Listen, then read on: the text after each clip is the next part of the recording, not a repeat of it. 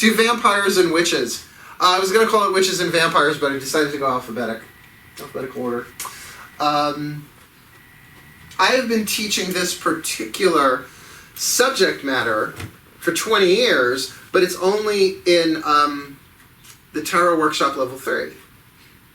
That's the only place I've ever taught it. Specifically Tarot Junkies and Psychic Vampires, because if you're a good reader, you get both.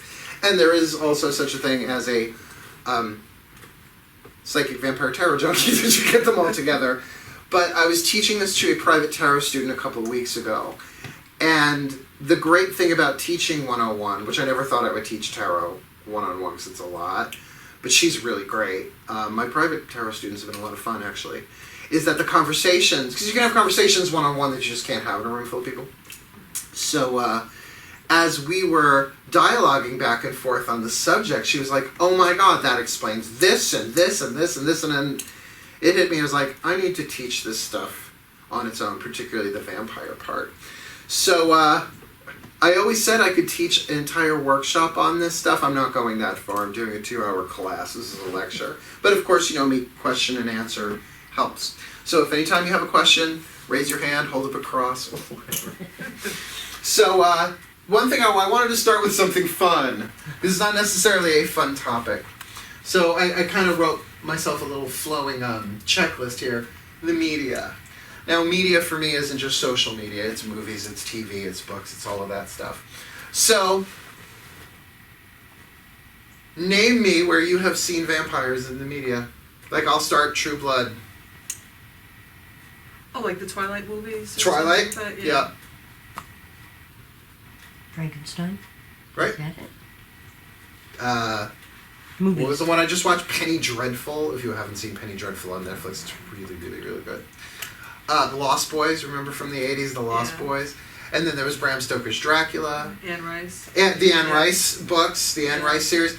So, what that tells me is that, two things. Number one, that the vampire archetype, which we're going to talk about the archetype independently of all this stuff, is alive and well. Why? Because we can't get enough of it.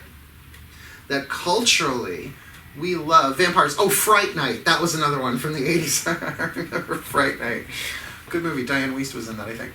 One of my favorite actresses. That we have a romance with vampires.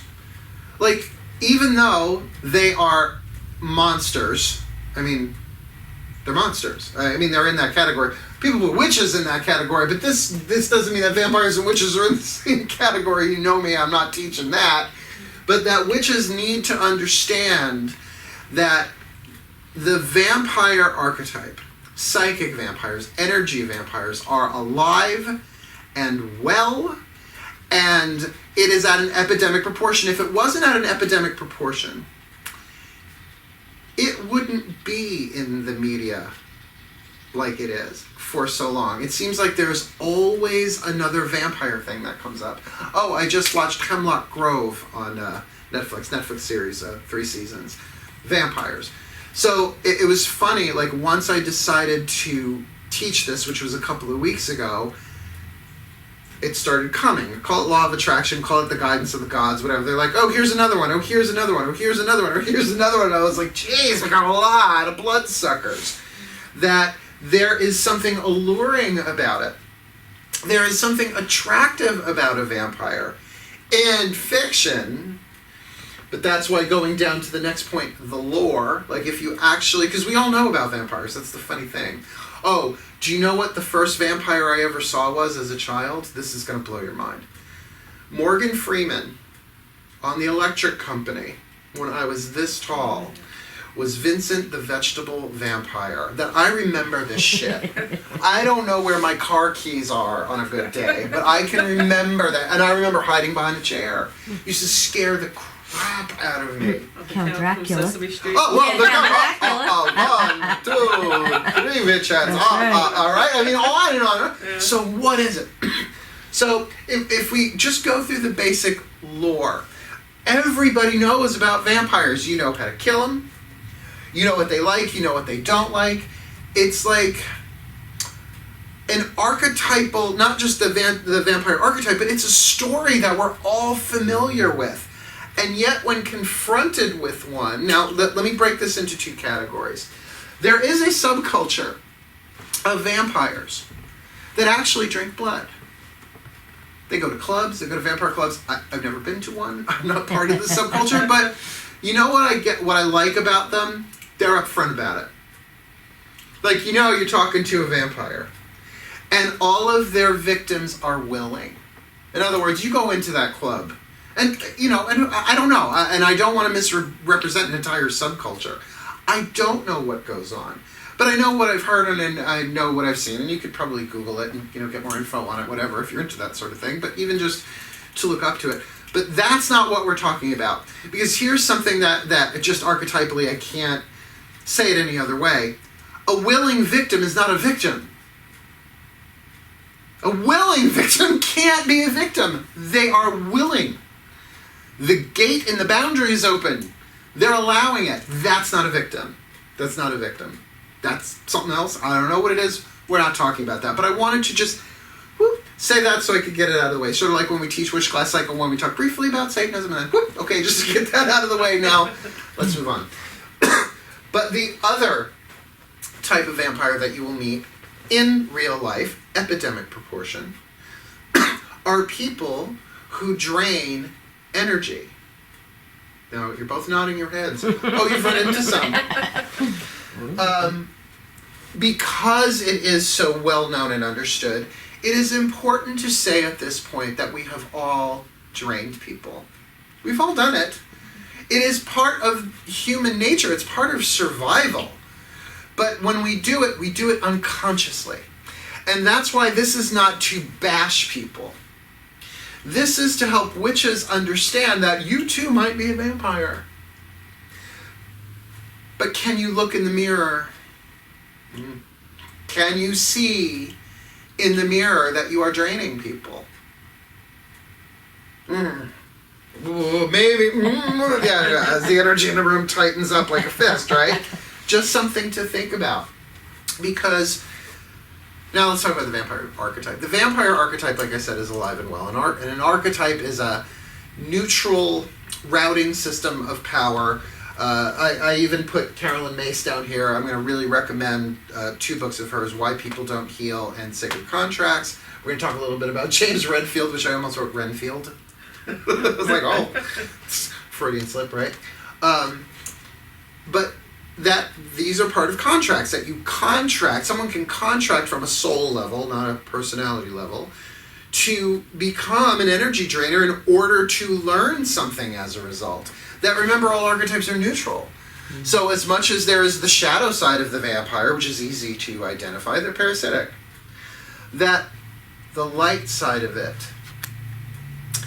I have learned that as dark as the shadow side is as bright as the light. And the same thing is light as the light archetype may seem like the lover archetype. Everybody loves the lover archetype. And as bright and as powerful as that is how toxic and dark the shadow is. It has to balance that way. So that's why I'm teaching this, for a little bit more self-awareness, because awareness is a big part of this. So we're going to go through this. So looking at the lore, like I said, everybody knows. And I could just say, what do you know about vampires? And just out of your mouth would come certain things. So I broke it down into a couple of different categories. That vampire hunting. In other words, how do you identify a vampire? Well, the first thing, because we could jump in anywhere in this subject, vampires are seductive. But if you think of only sexually or sensually seductive, if that's your only interpretation of seduction, that's a very small part of it. And they exist too. Closing time at any bar, right? And they come out, right? But also, they can be very, very draining in terms, and seductive in terms of their complaining. That, how do you hunt a vampire? How do you know when you're being stalked by an energy vampire? Constant complaining, constant eliciting of pity. That is seductive, particularly if you're a healer or counselor, which is a form of healer. or a teacher, or a helper, or a servant. All of these are different archetypes. Or a rescuer. Oh my God, I don't have the rescuer archetype. Oh, thank God. Where's some wood that I can knock? Oh, please. So glad I don't have that one. I am not give a man a fish. I am teach a man to fish. It is very seductive because they look so helpless and so wounded. Now, I'm not saying that people aren't supposed to be helpless or wounded. We all go through phases of that. So I'm trying to raise the bar on that to say that's just part of the human condition. Anybody who's like happy and peppy and bursting with love 24/7, 365, I don't fucking trust. There's something going on. There's some denial, more than a river in Egypt, right? Something going on there. But it is very seductive, particularly if you're in any kind of service industry, a nurse, for example. But at least in a hospital, you expect that sort of thing. You might not expect it from your next door neighbor or family member or spouse or whoever, whatever. So I have been dealing with vampires practically my whole life. I didn't understand this until maybe, 12 years ago when I read Sacred Contracts by Carolyn Mace. How I know that is that's when we opened the Silver Broom. That's when I actually had the hardcover book and was learning about this stuff. And we will go into that, but to say that my father was vampiric, whether, I don't know if he incarnated with the archetype as part of his contract, maybe he did, maybe he didn't. I don't know anybody else's contract. I barely know my own. But I know pretty much by looking at the symbolic evidence, like I was hunting, like I was being sort of like a detective or a hunter, a vampire hunter, I can see that he was vampired by his mother, my paternal grandmother, and that she was vampired by her father, my great-great-grandfather. So it is something that can be traced through a family, because how do you become a vampire? Are you born that way? Yeah, you get bit by one. You get bit by one. You get drained by one. And therefore, you need to drain others. So it absolutely can be passed down, not just through a family, through a circle of friends, through an organization, through a corporation, through a neighborhood. And you know, having just watched Hemlock Grove, and it was good. It got really fucking weird at the end, but, you know, if you're watching that kind of stuff, don't expect, you know, because they have to top every season. Ooh, at the end it was just fucking weird. But they saw it as a genetic thing, as something that you are born with. I believe you can be born with the vampire archetype that eventually kicks in, but I think at some point you get vampired, you get drained. But in a I don't want to say too specific way, but there are definitely some symbolic correspondence that will help you identify whether or not you've been vampired and whether or not you're dealing with one, and you might very well be vampiring others as well, and we will get to that because that's some fun shit, sort of, unless you really see yourself in the mirror. So seduction, big part of it. But if you only think of it as sexy, sensual seduction, because how do vampires enter your house? You have to invite them in. But do they come in at night? Do they come in through the kitchen door or the bedroom window?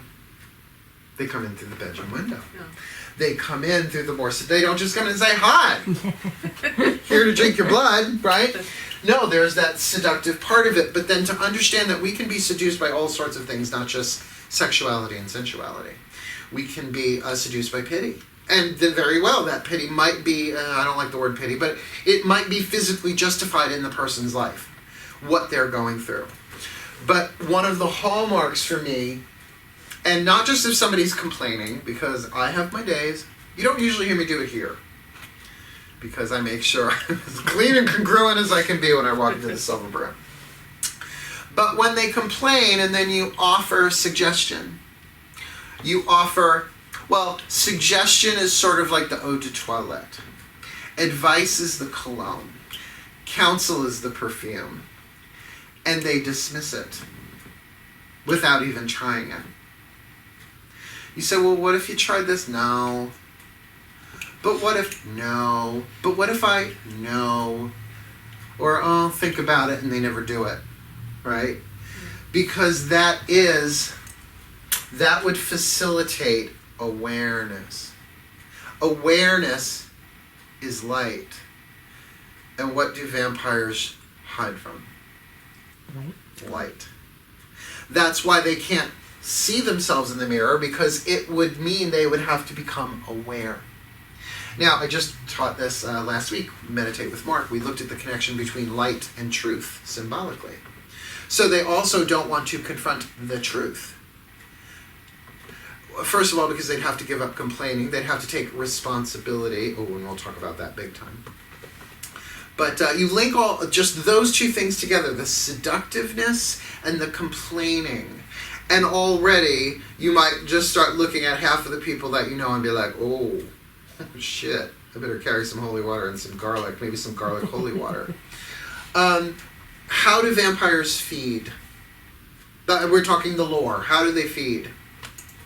They bite your Blood. neck. They bite your neck, right? They don't bite your ankle. They don't bite your ass. They don't bite your face. They bite the neck. What's so interesting about that is the throat chakra. The throat chakra is the chakra of willpower, choices, and decisions.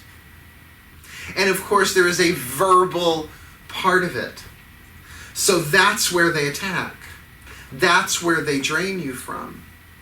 And the thing about that is, and this is something that Oprah said, if someone asks you to do something and you say no, and you really mean no, and they're okay with that, then it's cool. But if you say no and they say yes, they are trying to manipulate you. Now, that's not a direct quote from Oprah, I don't think so.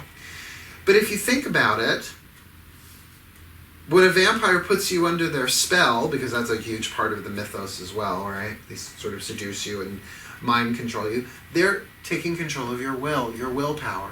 They are stealing your willpower. So even if you say no, they will continue to manipulate in order to feed.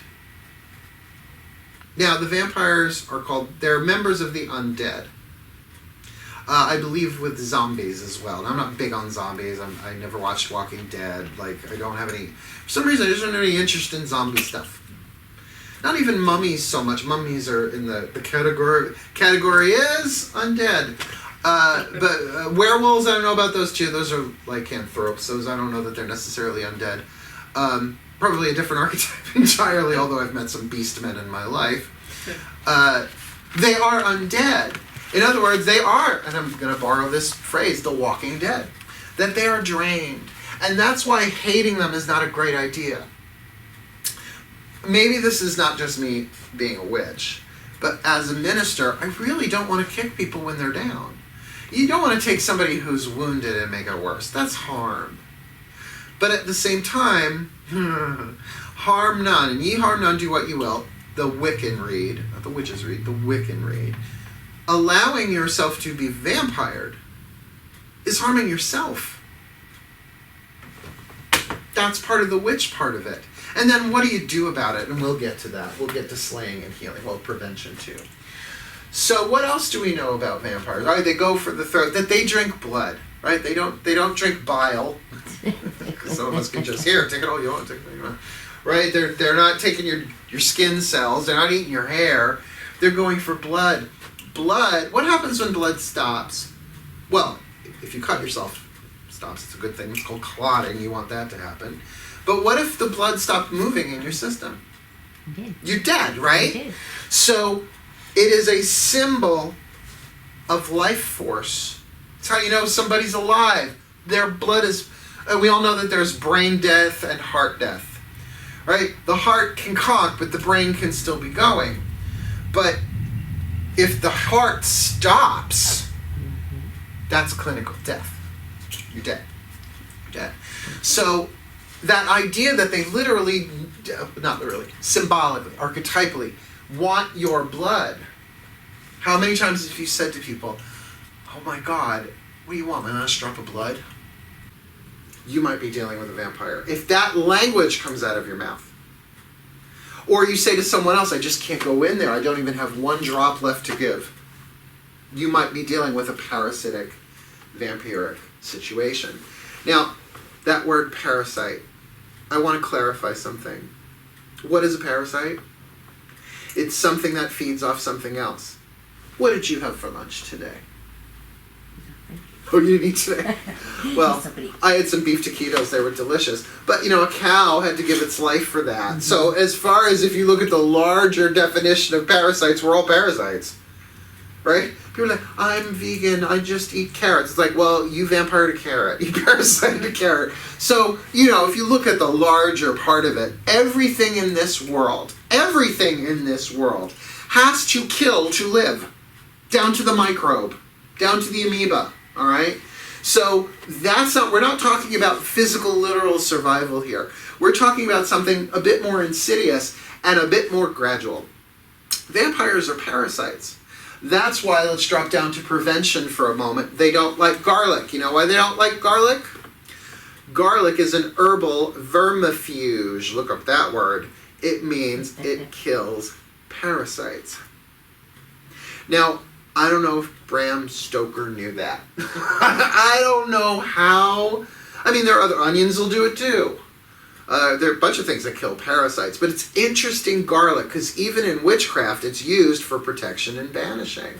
It's just an interesting symbolic thing. And these are like little clues to me. That's why on the front door, I should take a picture of it. Inside the front door, we have a braid of garlic. Now, not that it's literally going to turn them away, but it is a symbolic indicator. Don't try it here. Don't try it here. This is safe and sacred space. Cool. What else do we know about vampires?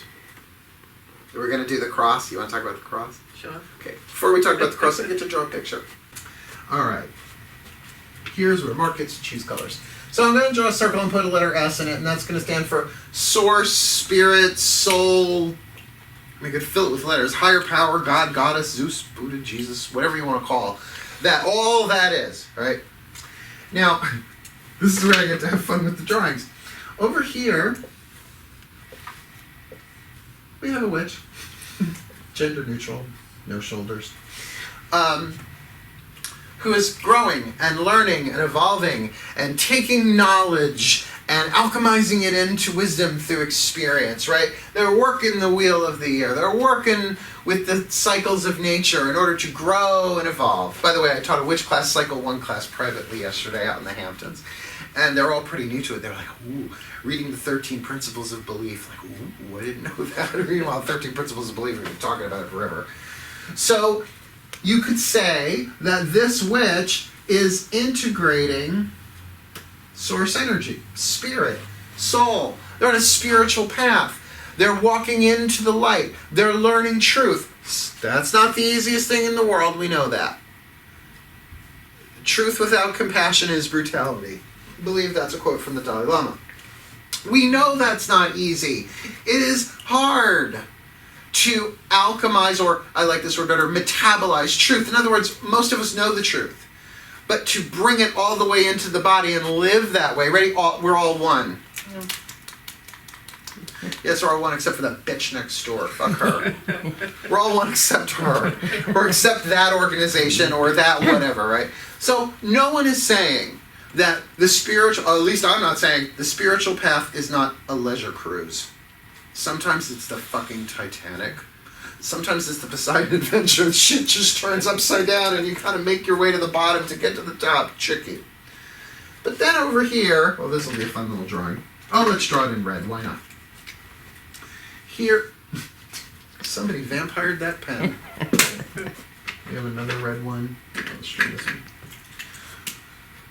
A little orangey, but that's okay. And over here, look, I even gave it here. I'll give it the widow's peak too. Why not? Let's just fucking go for it, right? Over here is our vampire. Oh, why not? I wasn't planning that, but why not? Just to differentiate.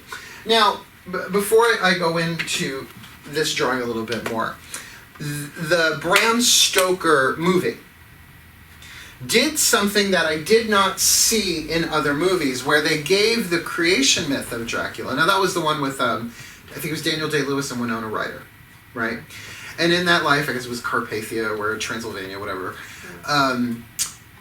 there was a war, and Count Vlad, right, Vlad Dracula, his wife was, well, Winona Ryder, but it was in the past, and she got killed, and she died in his arms, and he was like a holy knight or something like that. I don't really remember the whole story. And he prayed to God to save her, and God didn't, and so he cursed God. He cursed God. He turned his back on God. Now, This represents God, source, life force.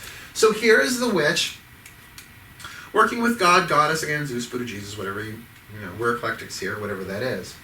But the vampire, boing, boing. Oh, I drew the arrow the wrong way. Boing. In other words, there's a shield there. There's lead. There's lead. The energy can't penetrate. So the chi, the prana, the life force, call it what you will. I mean, it might be coming in little dribs and drabs. I mean, something's got to fuel your liver and your kidneys, you know. But it's such an IV drip that the only way that they can get energy is to feed. Is to feed horizontally. Now, how does this connect with the cross? Really, any holy symbol? I'll do this over here. What the cross really symbolizes, and not just the Christian cross, we could also say the same with the equal arm cross, even the pentacle, right? Even the Star of David. Make sure I draw this right. Close enough. It represents a merging of heaven and earth, of spirit and matter, energy and form. All right? So you have the eternal, the now, the divine is always present in the now, intersecting with the temporal, past, present, and future, always in the present moment. Okay? Equal arm cross, same idea. I mean, in the Native American, we're looking at the four directions, but what's at the center? Spirit. The pentacle. Am I going to do these the right way? Let's see if I can remember. We got Aquarius. Let's see if I can remember this. So it'd be air, water, fire, earth. Hey, I did them in the right. It took me a minute to translate the astrological positioning. But then what's at the top? Sagittarius, which is spirit. So again, it's spirit going in and merging with, well, actually, the four elements are supposed to be refractions of spirit. I mean, look, I am not a Kabbalistic master. I did not study mystic Judaism.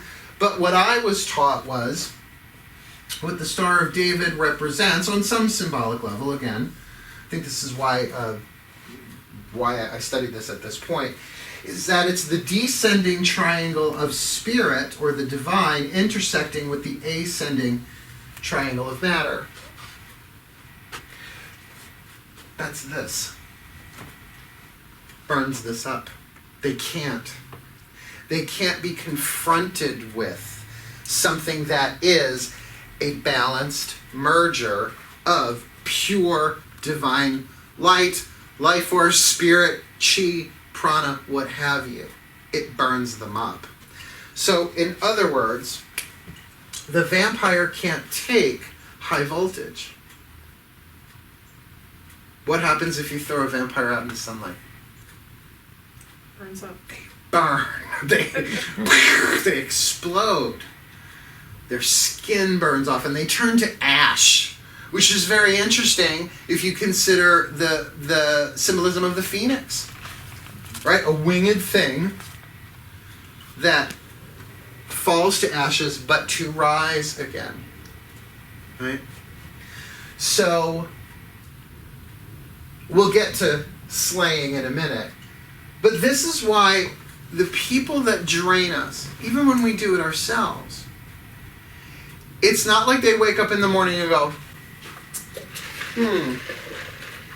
yeah, coffee's not working for me. Who can I suck dry today? It's not like on their cell phone list. Boop, coffee didn't work. Boop, brush teeth, that was okay. Ooh, look, I should drain 3 people today. They're not consciously doing it. They're starving. And one of the ways that we give people our energy is through attention. You're giving it to me right now. Right? I'm teaching. The thing is I'm giving equal exchange. In other words, I'm not taking your energy. I'm giving back, interestingly enough, through the throat chakra of what I've learned. I can only give you knowledge. I can only give you information, data. I can't give you wisdom. That's what I think funny about people call themselves wisdom teachers. It's like, well, you can't teach wisdom. You can only give knowledge. It's an internal alchemization, metabolization, whatever. So, I don't know that they're necessarily extroverts, although very well they can be. But usually, because doesn't an extrovert have to be of sort of a lively vibration anyway? Don't they sort of have to be up in order to gather that sort of attraction and attention to them? No, but that's why the complaining. That's why the woe is me, the pity me, the poor me, which we're going to talk about the poor me probably in the second half of this. But that's why you hold up a cross, a holy symbol. No, it won't work. If you go into work tomorrow or you go home to your family member and you whip out a crucifix and hold it. Although it would make for a very interesting dinner. I mean, I can make holy water at a restaurant. Just give me a little pinch of salt and a glass of water and stir them. Spramp them with holy water. But that's interesting too. Holy water. What happens if you splash a vampire with holy water? It burns them. Like acid. Why? Because it is. Here's the word holy. H-O-L-Y. Put a W in front of it. It's wholeness. It's high voltage. Sacred. Same thing. What does sacred mean? It means that spirit, which is another word for energy, high vibration. I mean, nobody thinks of Penn Station as a sacred space, but if you clean that place up, and I don't just mean physically, the rocks and stones, sacred. Earth. Spirit's in there, right? They can't take it. Burns them because it's too high voltage. So let's just play with numbers. So let's say this direct current is 10,000 volts. That looks like a U. That doesn't look like a V. 10,000 volts. I don't know what the exact... Oh, your husband's an electrician. He could probably tell me what the exact abbreviation is. Yeah. But let's say they can only take 9 volts. And you hit them with 10,000. They burn. Spiritual truth has that kind of voltage to it. That's why they can hear it. Now, they can listen to it, but they can't hear it. Hear it is taking it in. Hearing it penetrates you. We've all heard spiritual truth. Do unto others as you would have them do unto you. Please, I was raised on the golden rule. Unfortunately, it wasn't modeled by anybody in my life. It was just a platitude. Because that's hard to integrate. I mean, people you don't know, honey, still cut me off in traffic. Oh, and then drive slow. The fuck is wrong with you? I don't hex. But I curse. The words, what the fuck? Right? It's tricky. It is tricky.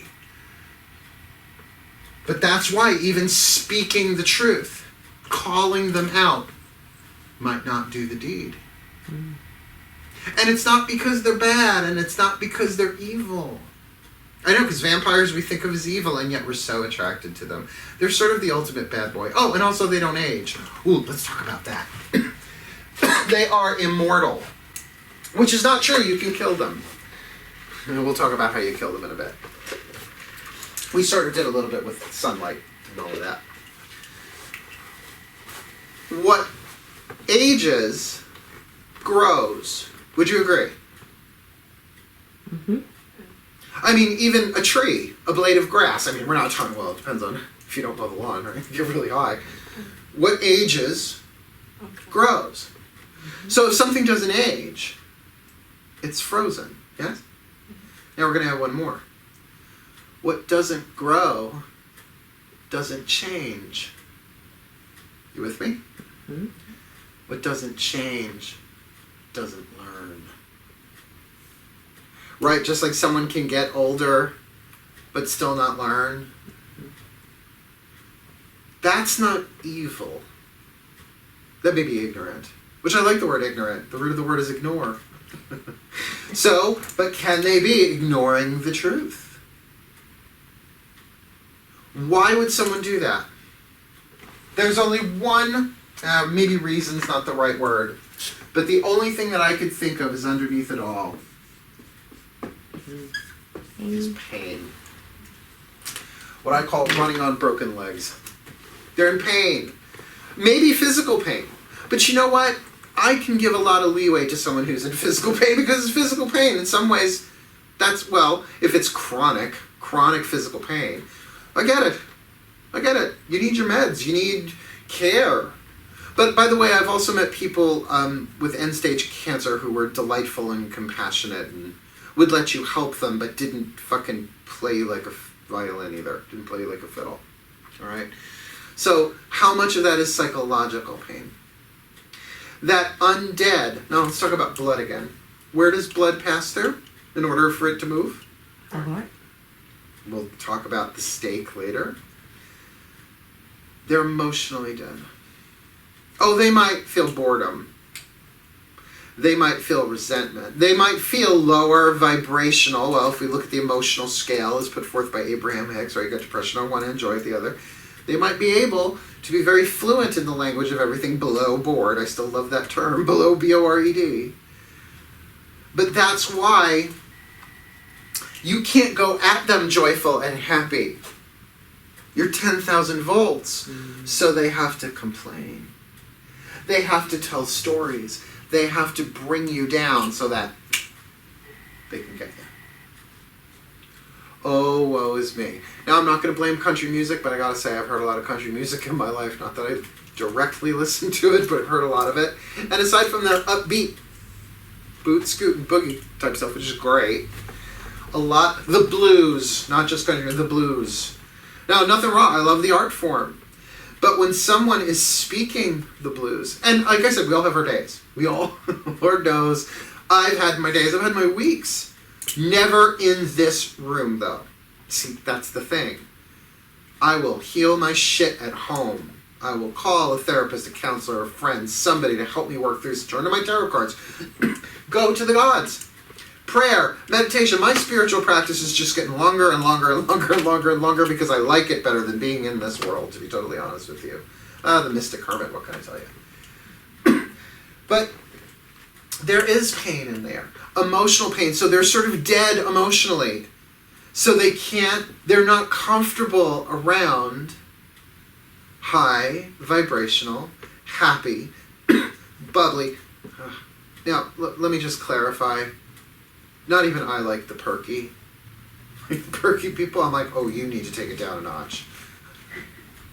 It's like, yeah, it's raining! Oh, okay. I don't know what you're on, but I'm going to pass. I need to be that perky. Like I said, I'm going to be 49 next Wednesday, so I think I'm just tired. But there's obviously some pain in there. So when we now transition to how to slay a vampire, because you can't kill something that's already dead. Now that's the symbolism.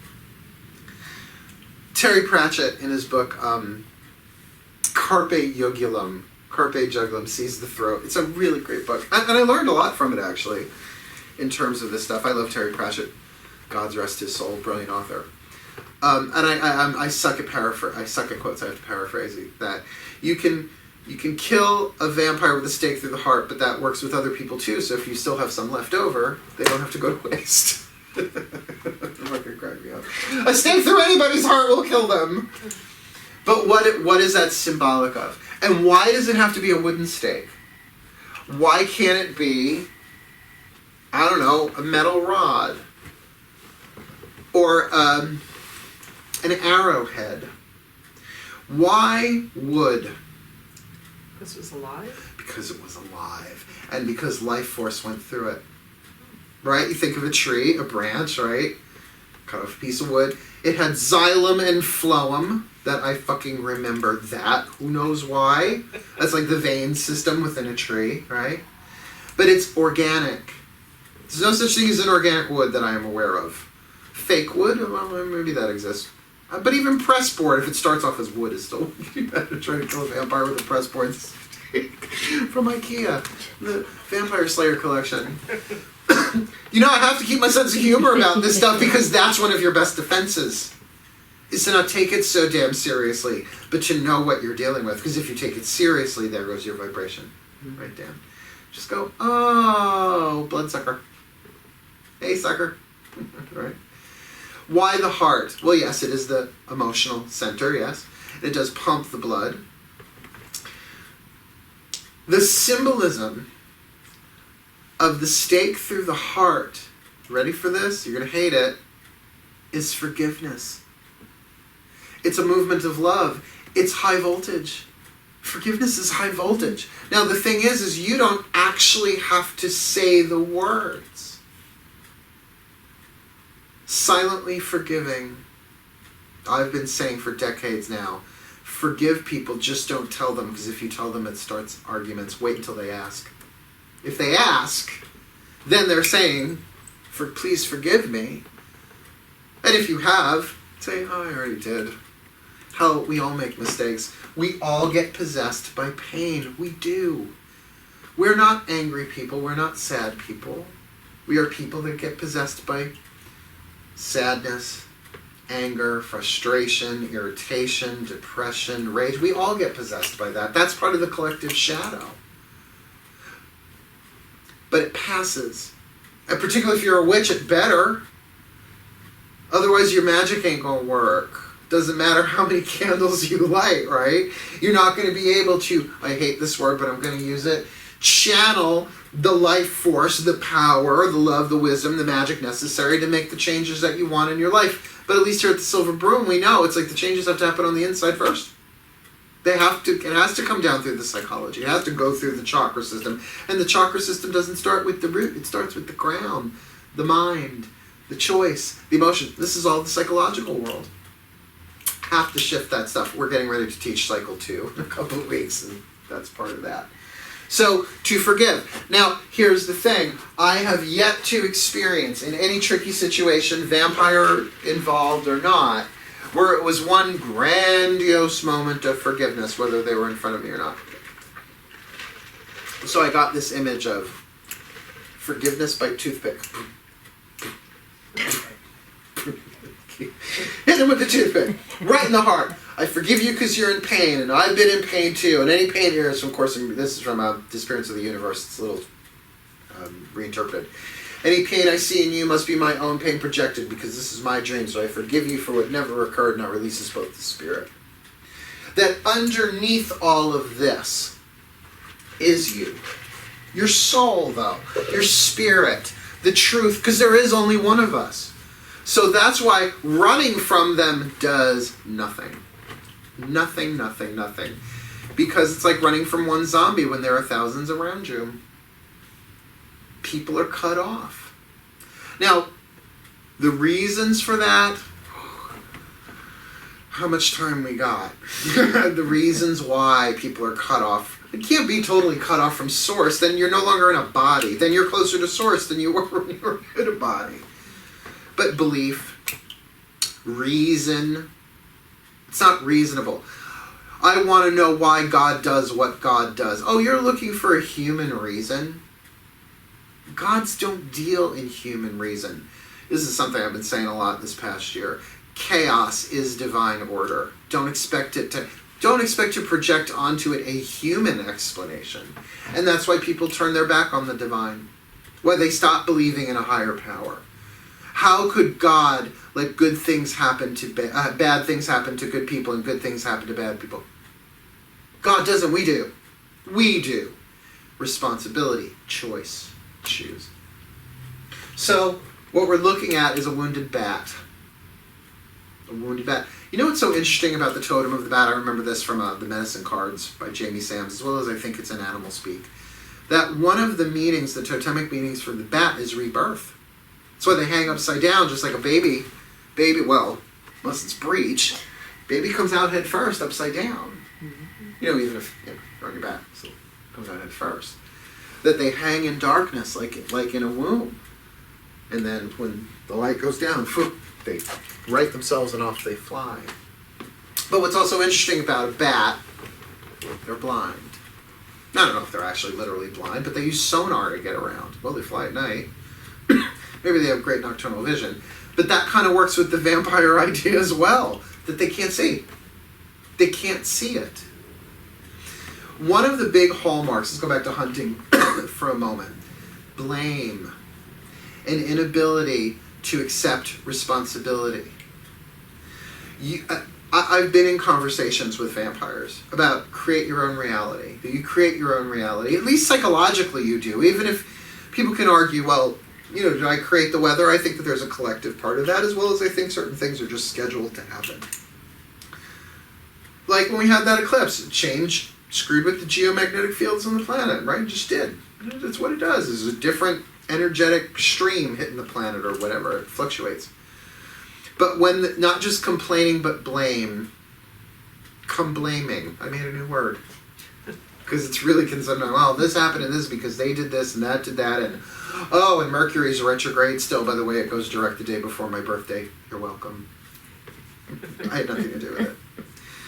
But blame the government. Blame your upbringing. Blame society. Blame. It's an avoidance. It's an unwillingness to look in the mirror. Can't see themselves in the mirror. Now, just to pause for a moment. Do you know anybody like that? Because I know you both. I know you, right? But now, do you understand when I say epidemic proportion? Can witches get away with that, though? Not really. Your spells ain't gonna work. We get spanked.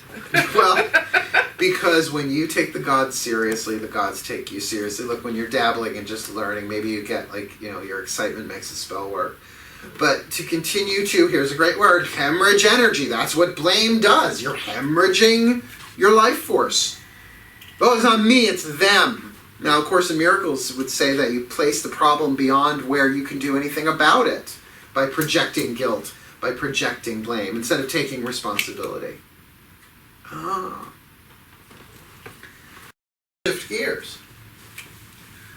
A vampire needs a victim. This is where we're going to talk archetype. Oh, hold on. Buckle in. Here we go. This is the stuff you really don't want to fucking hear. Okay. A vampire needs a victim. Yes? Mm-hmm. Now, not a willing victim. I don't think there is such a thing as a willing victim. That's called a participant. Nobody drags you into a concert you want to go to. Bad metaphor, but it makes my point. So a vampire needs or is drawn to a victim. Now, the victim archetype is one of the 4 archetypes in the survival family. It is the trunk of the archetypal tree, and all of the other families, really, if the trunk isn't healthy, the other families, there are 8 other families, they won't flourish like a tree, right? If the trunk is damaged, the branches don't have much long to live. So we have the child, the victim, the saboteur, and the prostitute. We are going to look specifically at the victim archetype. Now, the victim archetype has 3 parts. We have the victim, and the victimizer. And everybody has those. Most victimizers were victimized, meaning that they were victims. We all experience it. It's just how this world is. Marianne Williamson, again, I'm going to paraphrase.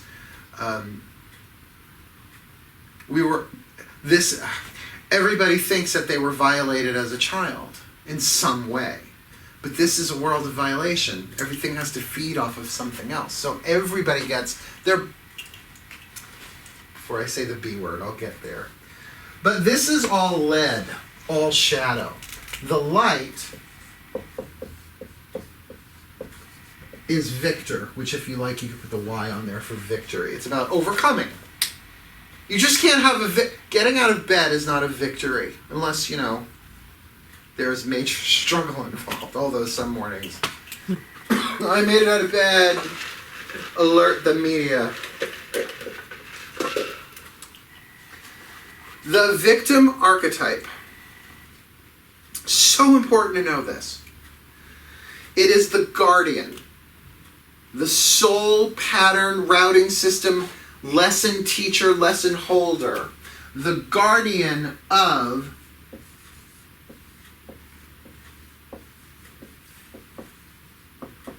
boundaries, a word that your grandparents only thought of in terms of property or nations, and self-esteem.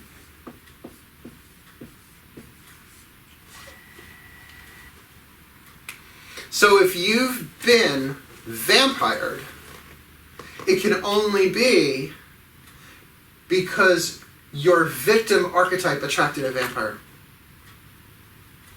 Your boundaries needed to be addressed, looked at, set, reset. And by the way, that never ends. Oh, do you know who we learn our boundaries from?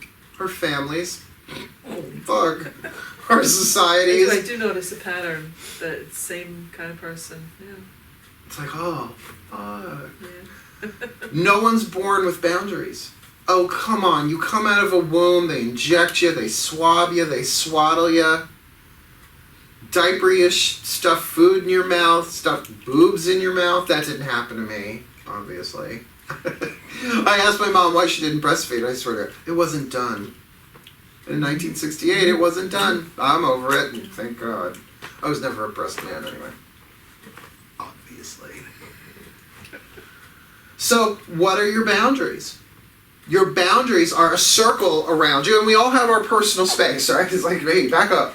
Unless you open the gate and let someone in. That's why I like the idea here. You know me, I love. Yeah, I'm a graphic artist. No, I'm not. This idea of that you have a gate that you can open or close. There are some things you let in, some things that you don't. But because we were not taught about boundaries, we have to learn them through life. Now, I think having a concept of a boundary is a lovely thing. What is a circle cast? Witchy poos. It's a boundary. Even in one of the circle casts we teach, I do conjure thee, O circle of power, that you before me a boundary be between the worlds of men and the realms of the infinite gods and goddesses, on and on and on and on and on. Right?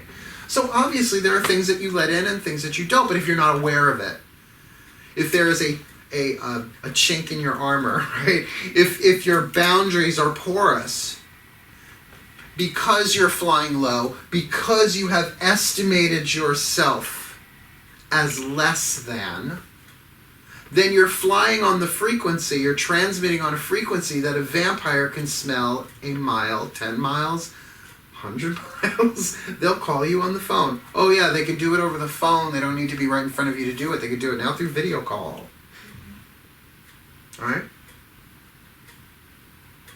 Self-esteem and boundaries. Now again, Bridget does a wonderful 3-class series, 3-workshop series on self-esteem. She's going to do it again this fall. It's not a noun. It's not something you have or don't have. It is a verb. It's a self-estimation. How are you estimating yourself? So if you're playing poor me, if you're playing less than, if you've estimated yourself as something other than the divine child, the child of the gods, the hidden children of the gods, something eternal and immortal that never really is born and never really dies, anything other than that, you're potential vampire food. That's an interesting set of affirmations. By the way, Louise Hay died today, I found out. Yeah. Bless her soul, 90 years old, natural causes. They diagnosed her with, I think, ovarian cancer back in like the late 70s, early 80s. Yeah. Hay House International. I said to Kathy before, if she has to reincarnate, I have no shot. I have no shot at getting off the wheel. Brilliant woman. I just bring that up because, as I edit these, it does age them a little bit. But bless her soul, that was the first, Creative Visualization by Shakti Gawain was the first book I read in this whole area of, I guess, the New Age or healing or self-help, whatever. But then right after that was You Can Heal Your Life by Louise Hay. And I've been recommending it to people all this past week. That's so weird that I've been telling people, you really got to read that. Have you ever? And I found the movie. There's a movie. You can watch it for free on YouTube. Oh, he's checking his chart. Okay, what's wrong with me? Yeah, right? Heal Your Body, which was the original, and then they expanded it into the book. But she talks a lot about self-esteem. That, that's why it's self-esteem. But you know what? We look for tribe esteem. Right? Or we think that we can buy it. And advertisers love that. You too can be, if you have this purse, this makeup, this car, live here, eat this, eat that. I mean, they play on that, but it's advertising. Is that something you let inside your boundary? It doesn't really hit me anymore because I've done enough marketing business in my life that nice try. That it's just cologne. It's just cologne. Get over yourself, right? Stetson. Nothing wrong. I used to wear Stetson. But this idea of idea that your energy field is a boundary. Everything has one. This chair has an energy field. This coffee has an energy field. But I get to choose, throat chakra, about what I open my gate to and what I lock my gate to.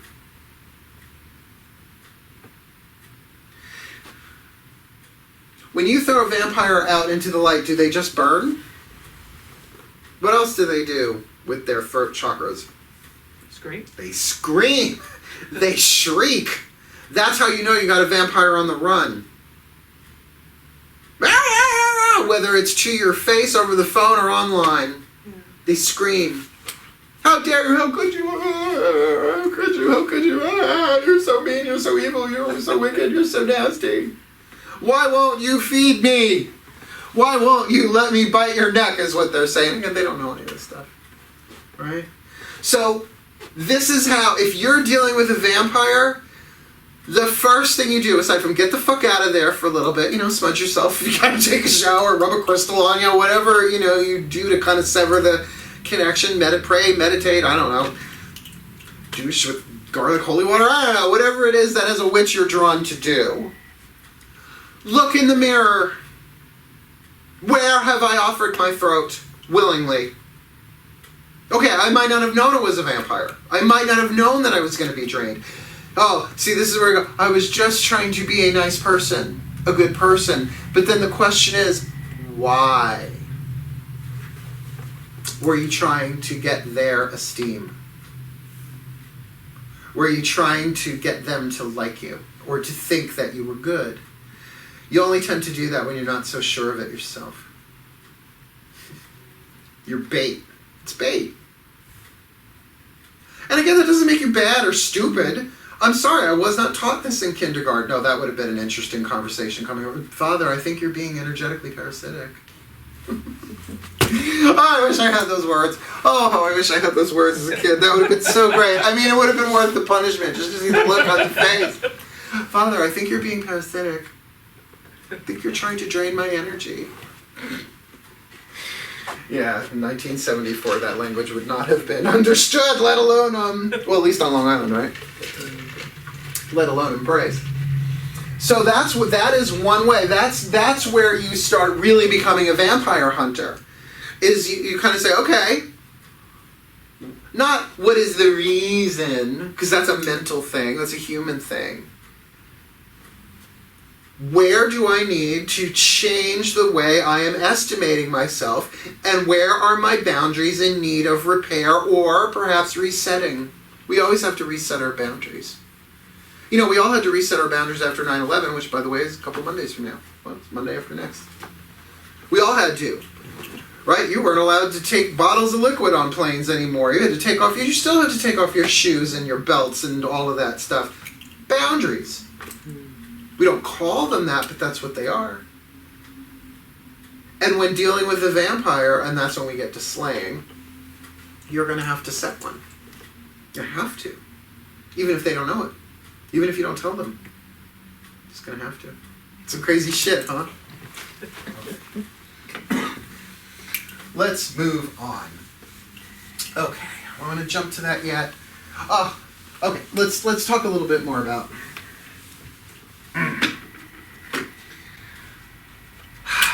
James Redfield. Not James Renfield. I swear to God I didn't even make that correlation until I wrote it on the board before. I was like, oh, James Renfield. He should totally write a book about this stuff. But he has the Celestine Prophecy. Well, it's chapters 3, 4, and 5, but really it's chapter 4, The Competition for Energy, I think it's called, where he talks about control dramas, unconscious, please remember that word, unconscious control dramas, because we are not always so tuned in, tapped on, verbally literate. We're not always as tuned in, tapped in, turned on as we can be. And who is? Okay, the Dalai Lama. I always say the Dalai Lama. He's amazing, right? So he's kind of always in the now, right? In that space, I suppose. I don't know him personally. So we fall into these unconscious control dramas. Now, what does that mean? Is we compete for energy horizontally because we're not taking it in vertically. You with me? All right. This is now, if you've ever taken if you've ever taken Tarot level 3, this is part of the psychic vampire part. It still pertains. There are 4 control dramas. You could consider them archetypes. I believe they are archetypal. There are 2 that... Someone's been draining these pens. This is how we find out which pens work. We chuck them, the ones that don't. There are 2 that are active and 2 that are passive. I've taught this hundreds of times. The 2 that are active.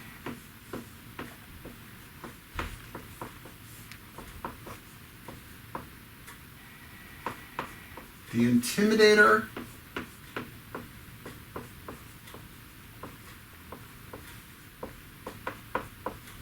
and the Interrogator. Okay, we'll go through each one, but I'm just going to stick a pin in that.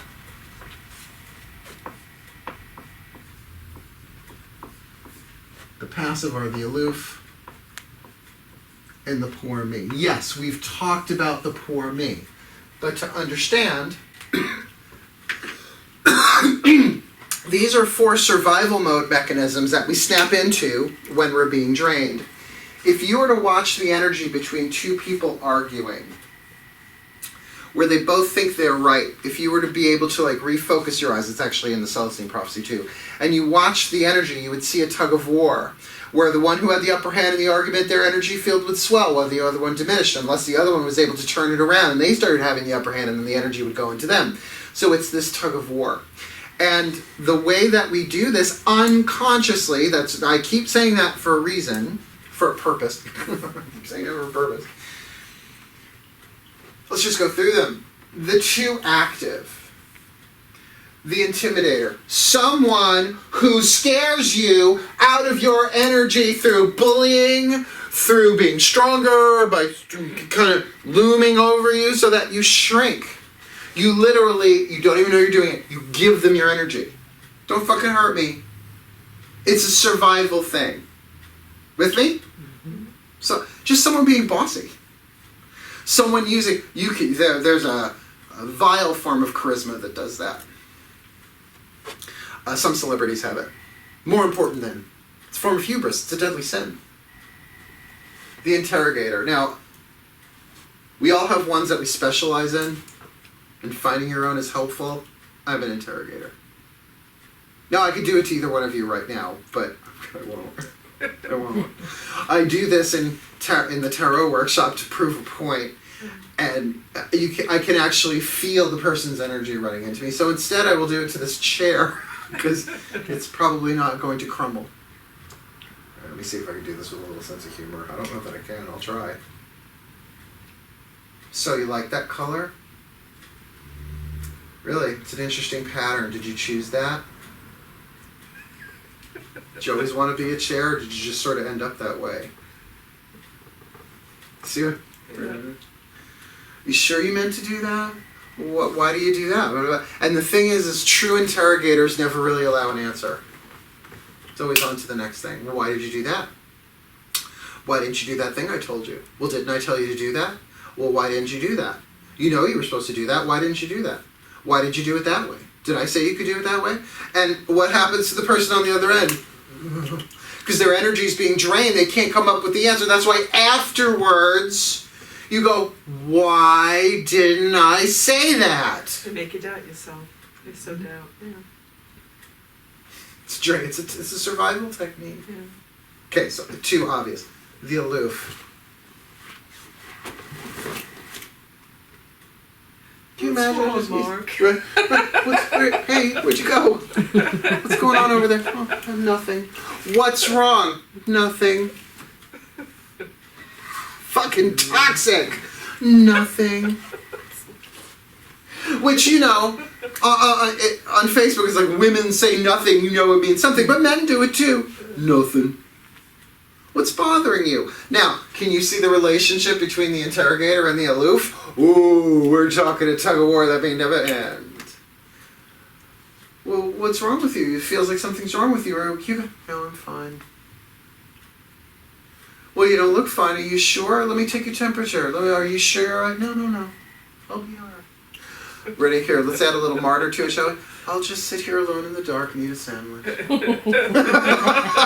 friend of mine said that when he went to go visit his family for Christmas. This is like 10 years ago. It made me howl. I never forgot that. He's like, you want to hear martyr? They were all going out caroling, and I guess it was the mother of the family. I said, no, you go out and have fun. I'll just sit here in the dark and eat a sandwich. I love it when an archetype just bam comes out clear like that, right? Now, but the poor me, it's obvious. Mm-hmm. No, it doesn't matter what I do. No one will ever love me. Everybody will eventually hate me. I guess I'll go eat worms.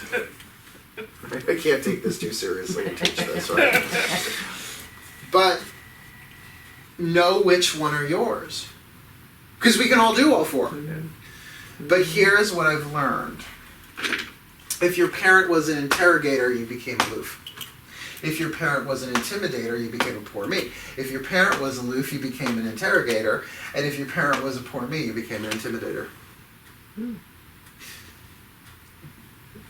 And even if your parents aren't around anymore, you will do it with your mate, your spouse, your kids, your neighbors, your whoever. And it'll be your go-to, but not consciously. You don't even say, aha, I shall aloof them out of their energy. You might just be like, fuck you, I don't want to talk to you anymore. I'm taking my ball and I'm going, screw you guys, I'm going home. A little Cartman action there, right? That this is how we pull that energy back and forth and back and forth and back and forth. These are 4 vampiric parasitic techniques. Now remember how I kept saying unconscious, unconscious, unconscious, unconscious? You just have to be aware of it. And okay, these are the spells that vampires weave. They don't know they're weaving it. But if you don't know they're weaving it, it's easy to get woven in. It's easy to respond with the corresponding one. Now the thing is you can also have 2 intimidators at each other, and we've seen that. You can even have 2 aloofs in the room is kind of fun to watch. There ain't nothing going on. There's energy going on, but it's just like this war of energy between them, right, going back and forth. But as soon as you're aware of, oh my god, they're interrogating me, spell broken. There might still be some threads and filaments, you might still be drawn in a little bit, but you can, whoa. More importantly is that you look in the mirror and you catch yourself, oh my god.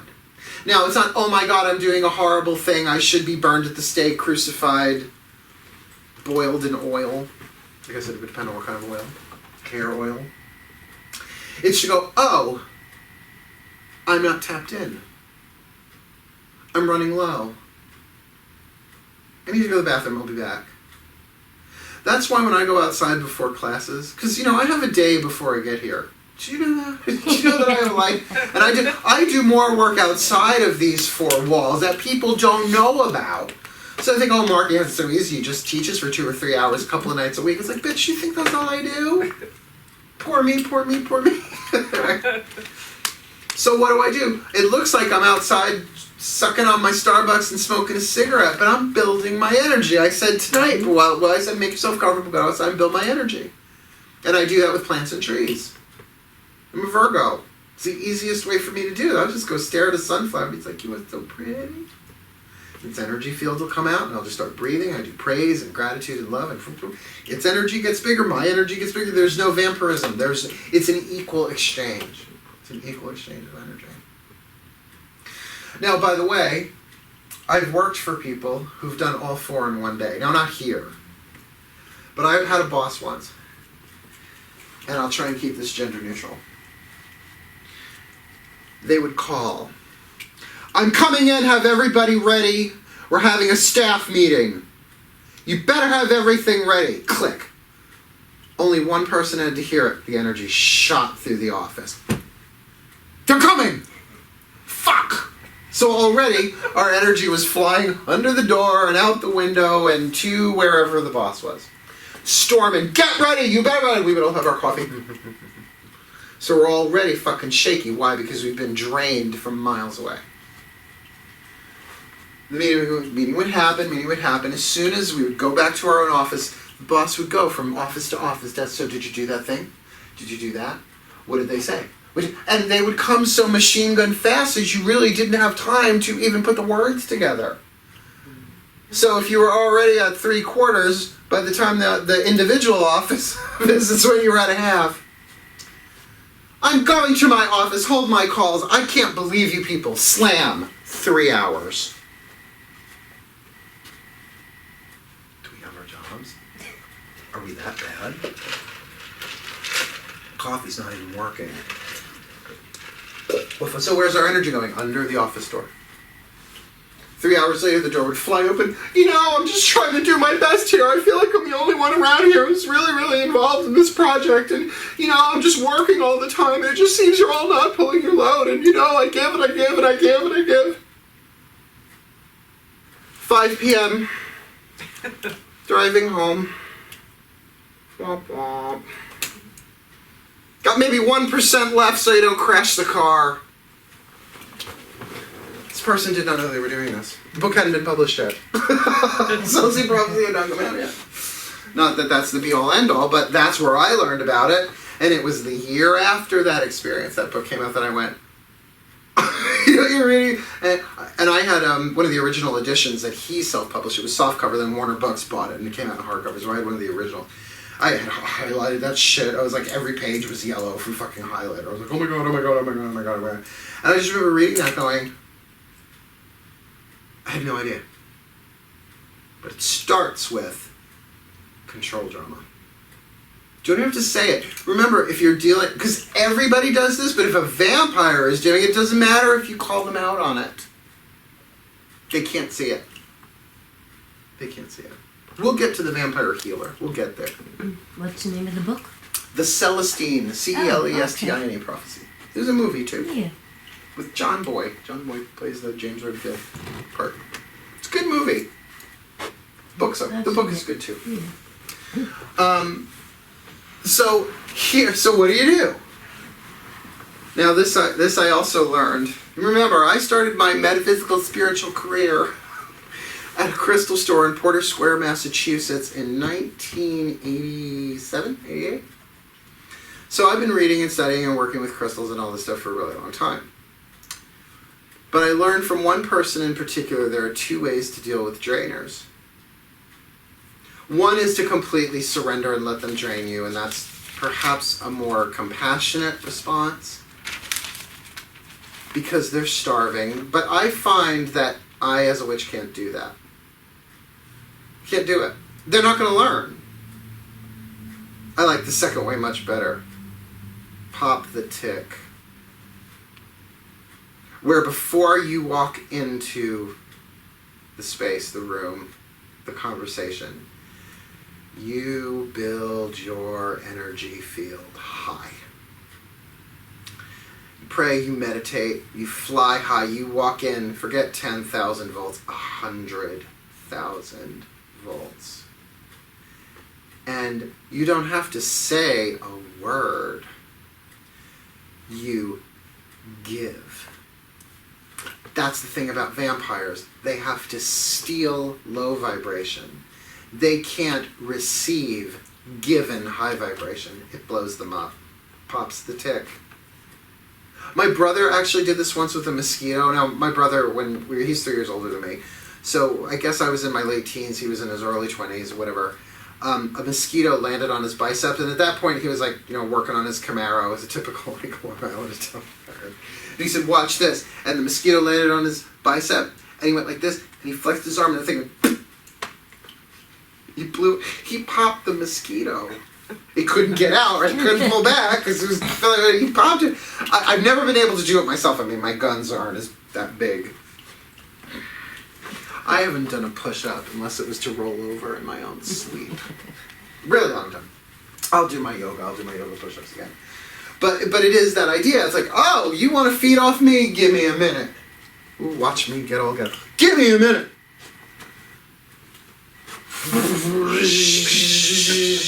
Now, if you can do that long distance, then you can. It's a little different.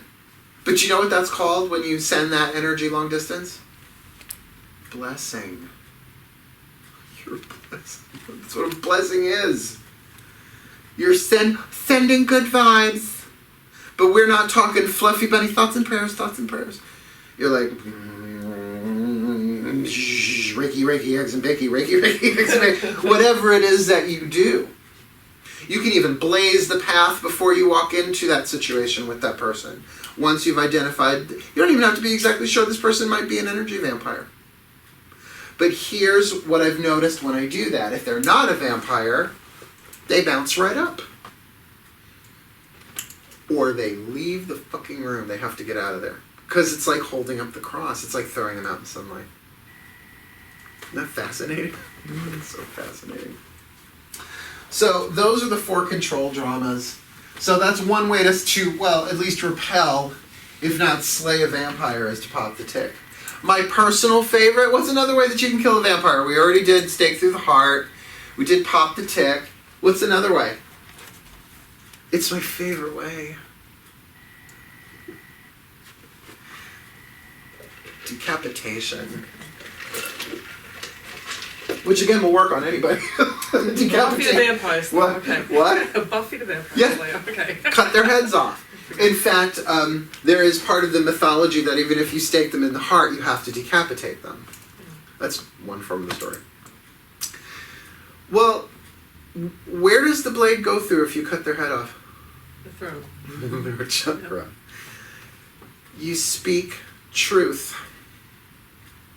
You speak not just what's true, not you do this, you do that, you do this. You say, I'm not doing this anymore.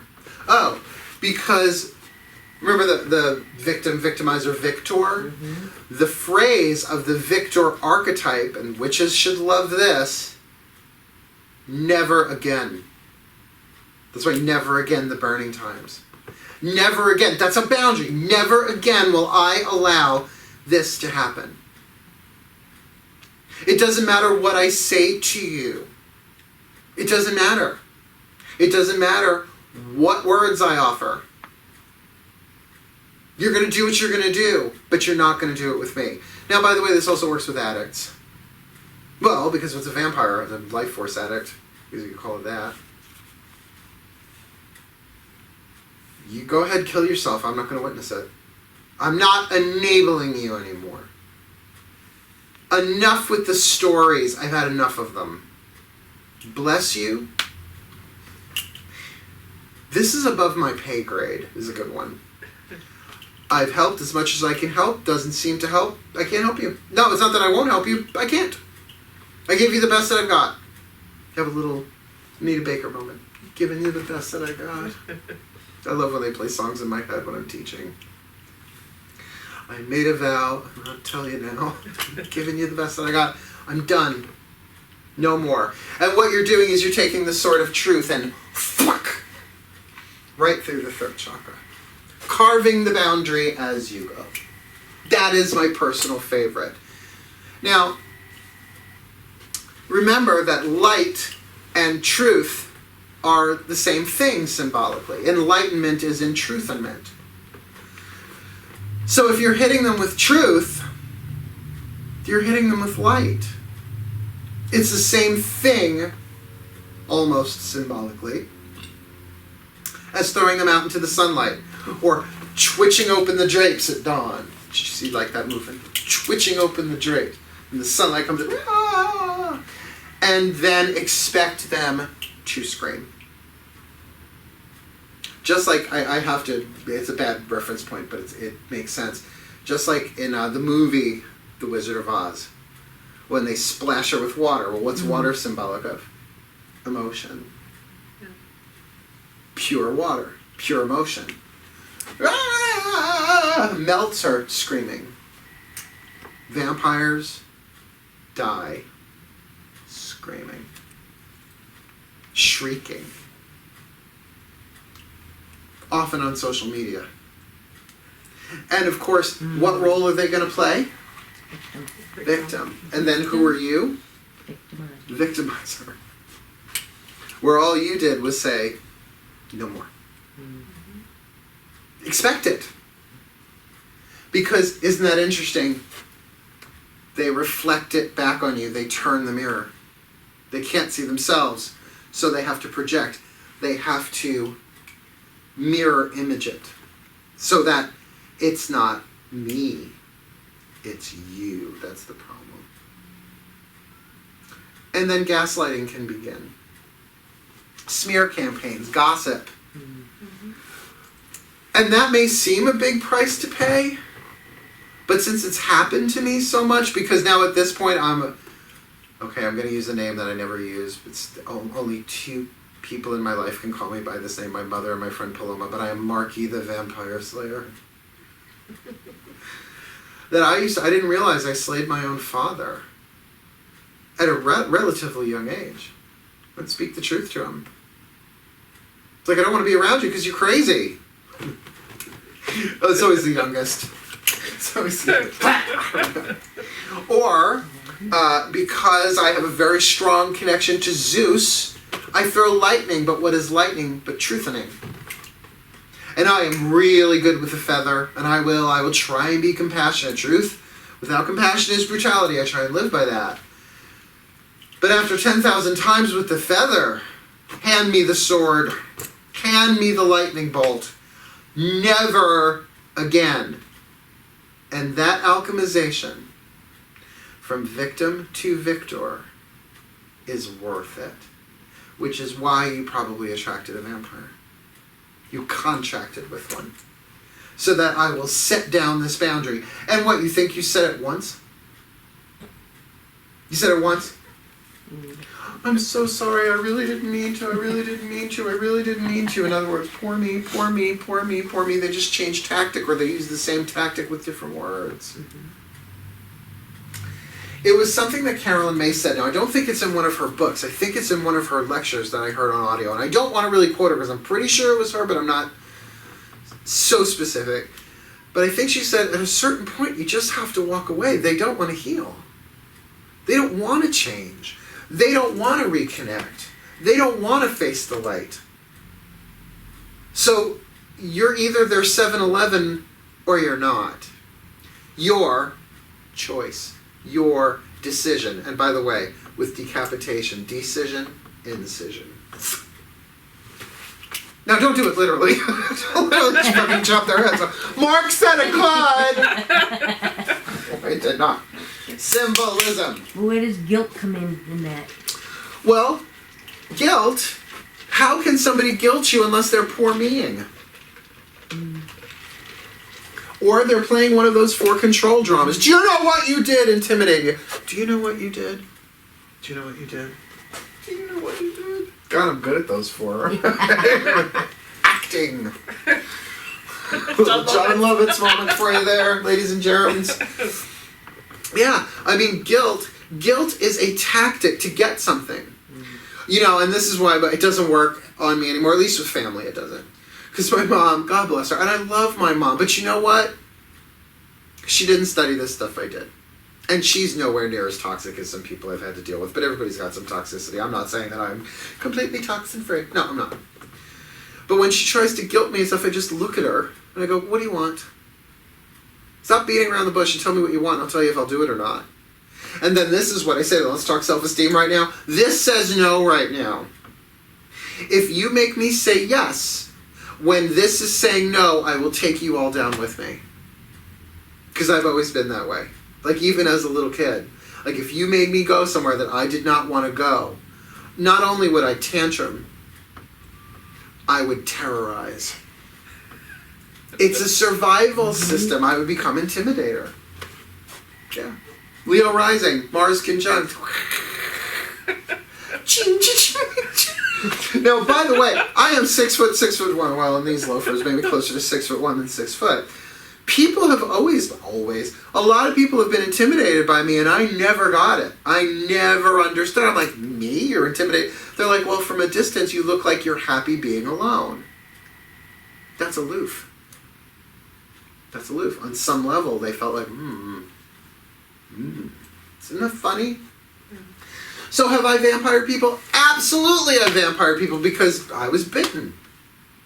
I was bitten as a young child. I didn't even know. And most of us are.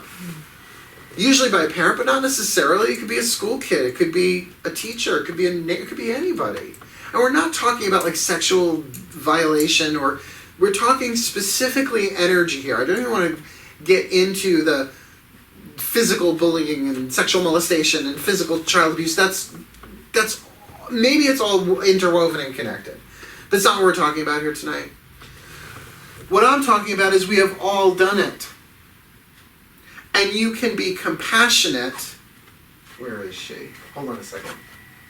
Is she over here? Somebody moved my Kali finger puppet. Oh, I have this lovely little Kali finger puppet. I don't know if somebody took her.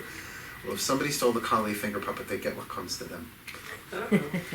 But Kali is a goddess. Well, everybody's terrified of Kali. I mean, come on. She's got like dead arms for a skirt. Actually, those were originally penises, from what I understand in the original artwork. But I learned through the Ashaya monks that she is a goddess of ruthless compassion. Tough love. Oh, you can be compassionate. When you understand that if you give them what they want in terms of your energy without a clear boundary, you're not helping them. You are enabling them. You're feeding them. Here are the words that my guides gave to me 3 years ago, I swear to God. I had never heard it before. That's how I knew it was from them. If you carry those who can walk, their legs will wither. That just floored me. The other one they give me is just tell them I didn't incarnate for you. I love that. I want a t-shirt that says I didn't incarnate for you. It's true. You didn't incarnate for anybody else. You might have contracts with them. But your soul's progression and development is your soul's progression and development. So those might be some things that when they try and drain you, you go, oh, go ahead, try. Then you know you're ready. And you can develop a little thing that I affectionately call TNS.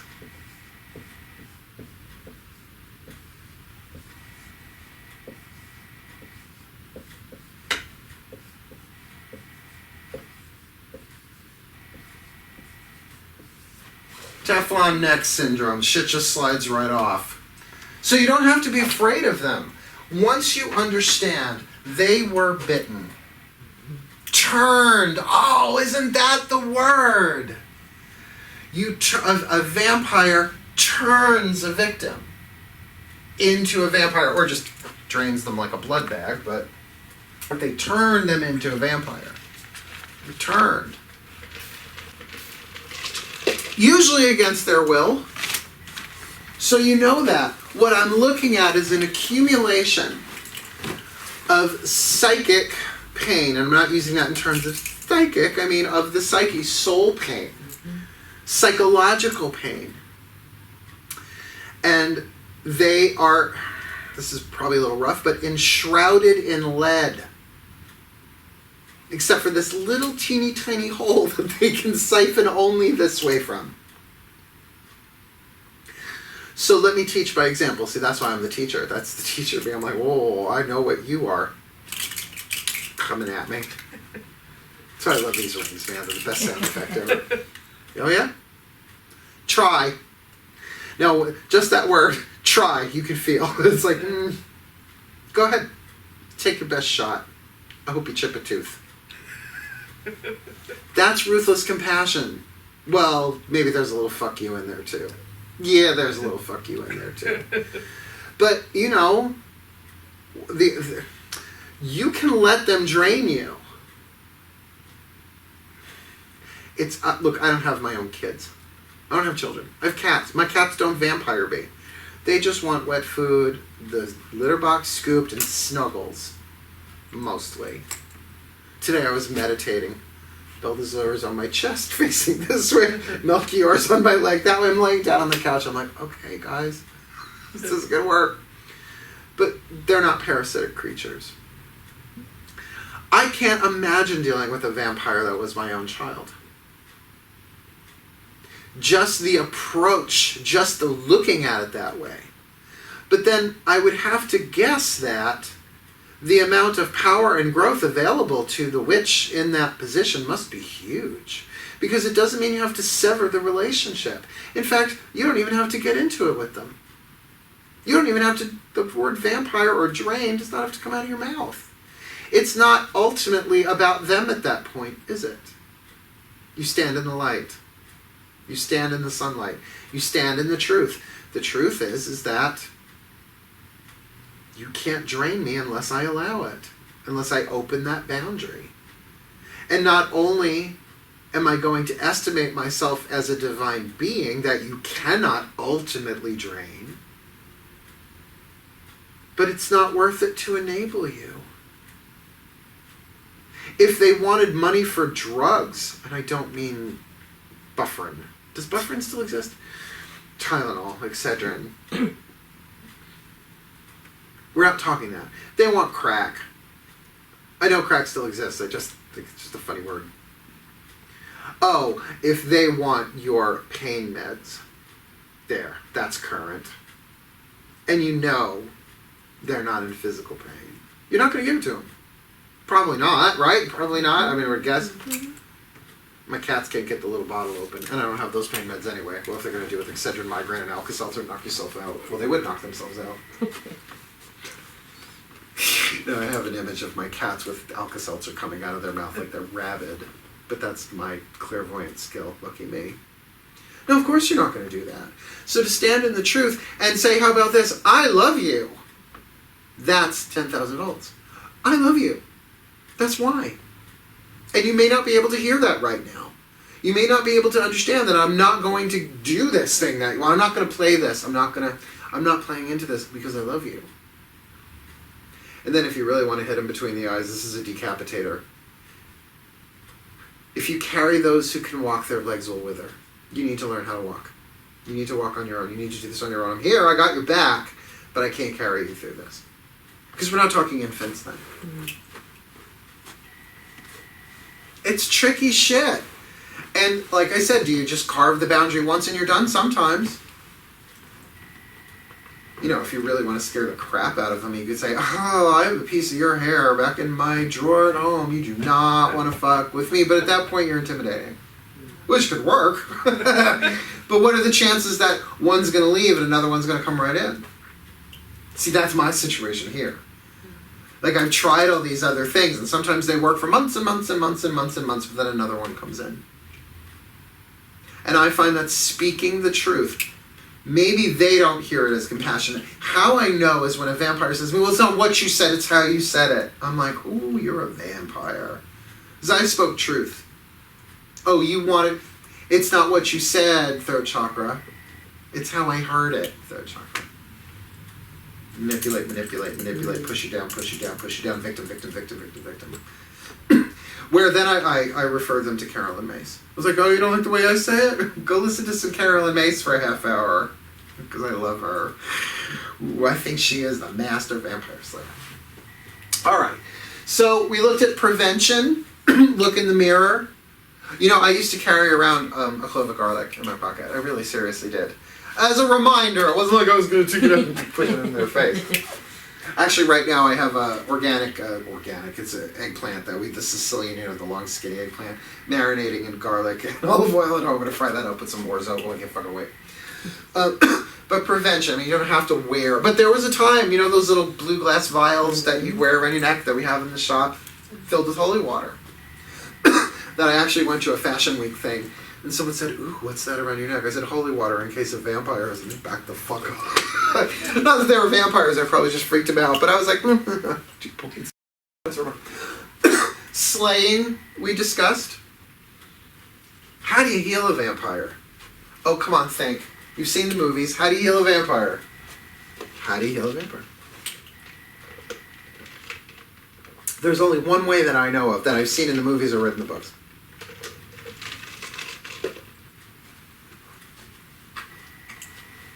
You have to kill the maker. Oh, okay. Oh, did you guys watch the originals? Oh, it was a spin-off from Vampire Diaries. There were the 4 or 5 original vampires. It's really good. I mean, I was like, all right, it was the Netflix thing. All right. Oh, there's another Vampire Diaries, the original. See, they're fucking ever. They're all good looking. Klaus. Oh, Klaus. It's good looking. They're Norse on top of it, which doesn't hurt.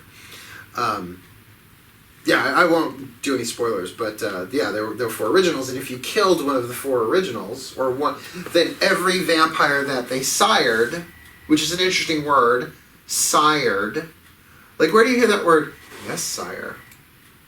It's that you are subordinate of. Someone is in control of you. It's an interesting word. You kill one of the originals, every vampire in their bloodline, kind of literal in that case, dies. So, what are you going to do? What are you going to do? If you're dealing with somebody who's a vampire, you're going to have to figure out, you better get out your tarot.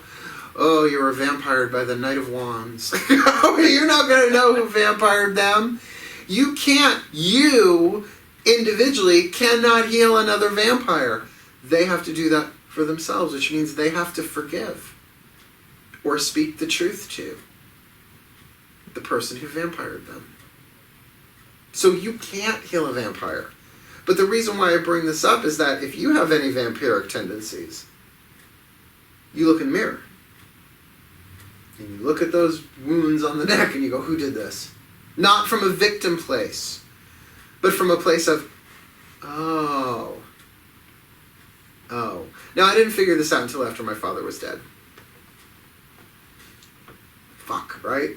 Well, not that he would have been able to hear what I was saying anyway. It was actually easier. He was already dead. But it took me years. Oh, please, he died when I was 17 years old. I probably didn't get into this work until I was maybe 27, 28 years old. So, yeah, look, 10 years. Took me 10 years. And by the way, during that period, well, I was married through some of it, so I'm sure I vampired my now ex-husband. But, do you remember the early days of America Online in the chat rooms?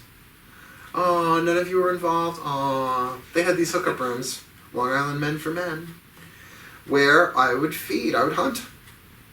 It's predator activity. Except they would invite me and I would invite them over. So yes, I was, in a sense, I won't call myself a sexual predator. These were adult men.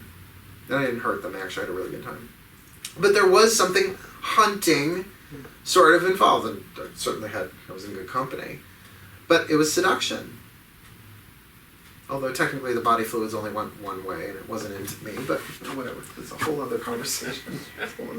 So we are all privy to that. But it wasn't until I realized, and James Redfield tipped me off with some of it with the 4 control dramas, but it wasn't until I read Sacred Contracts by Carolyn Mace. That's the next thing on the list. Sacred Contracts, where I read the Vampire Archetype and the Victim Archetype, which is the first archetype I really connected with and felt. And those two, you can't have a vampire without a victim. You can have a victim without a vampire, though. There are plenty of other things that can interact with the victim archetype. But since everybody has the victim-victimizer victor archetype, we're like A and P. Oh, A and P doesn't exist anymore. Stop and Shop. We're like Stop and Shop. We're like 7-Elevens, right? But then there is that other book that I recommend, Why People Don't Heal and How They Can. That's another one that gave me a nice big chunk of the vampire puzzle. A word, I love that I created, Teflon Neck Syndrome. We could get t-shirts made, don't bother, I have TNS. Carolyn Mace has this word, and it's a really, really good book. I did it on audio, which her audiobooks are not necessarily audiobooks, but her lectures on it are freaking brilliant. This word that she uses,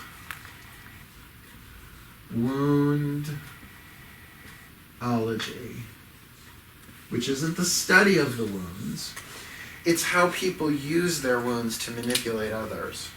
So, if someone is bitten by a vampire, they're wounded. They're then using that psychic wound, and again, I don't mean Miss Cleo, Dionne Warwick and her psychic friend's psychic.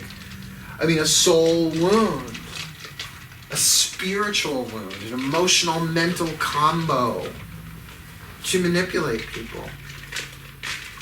Now in the book, or I think it's in the book, or at least it's in the audio, she talks about this woman that she had been friends with for years and years and years and years and years, and they were at this like spiritual gathering or whatever, and somebody new to the group invited them out to lunch the next day.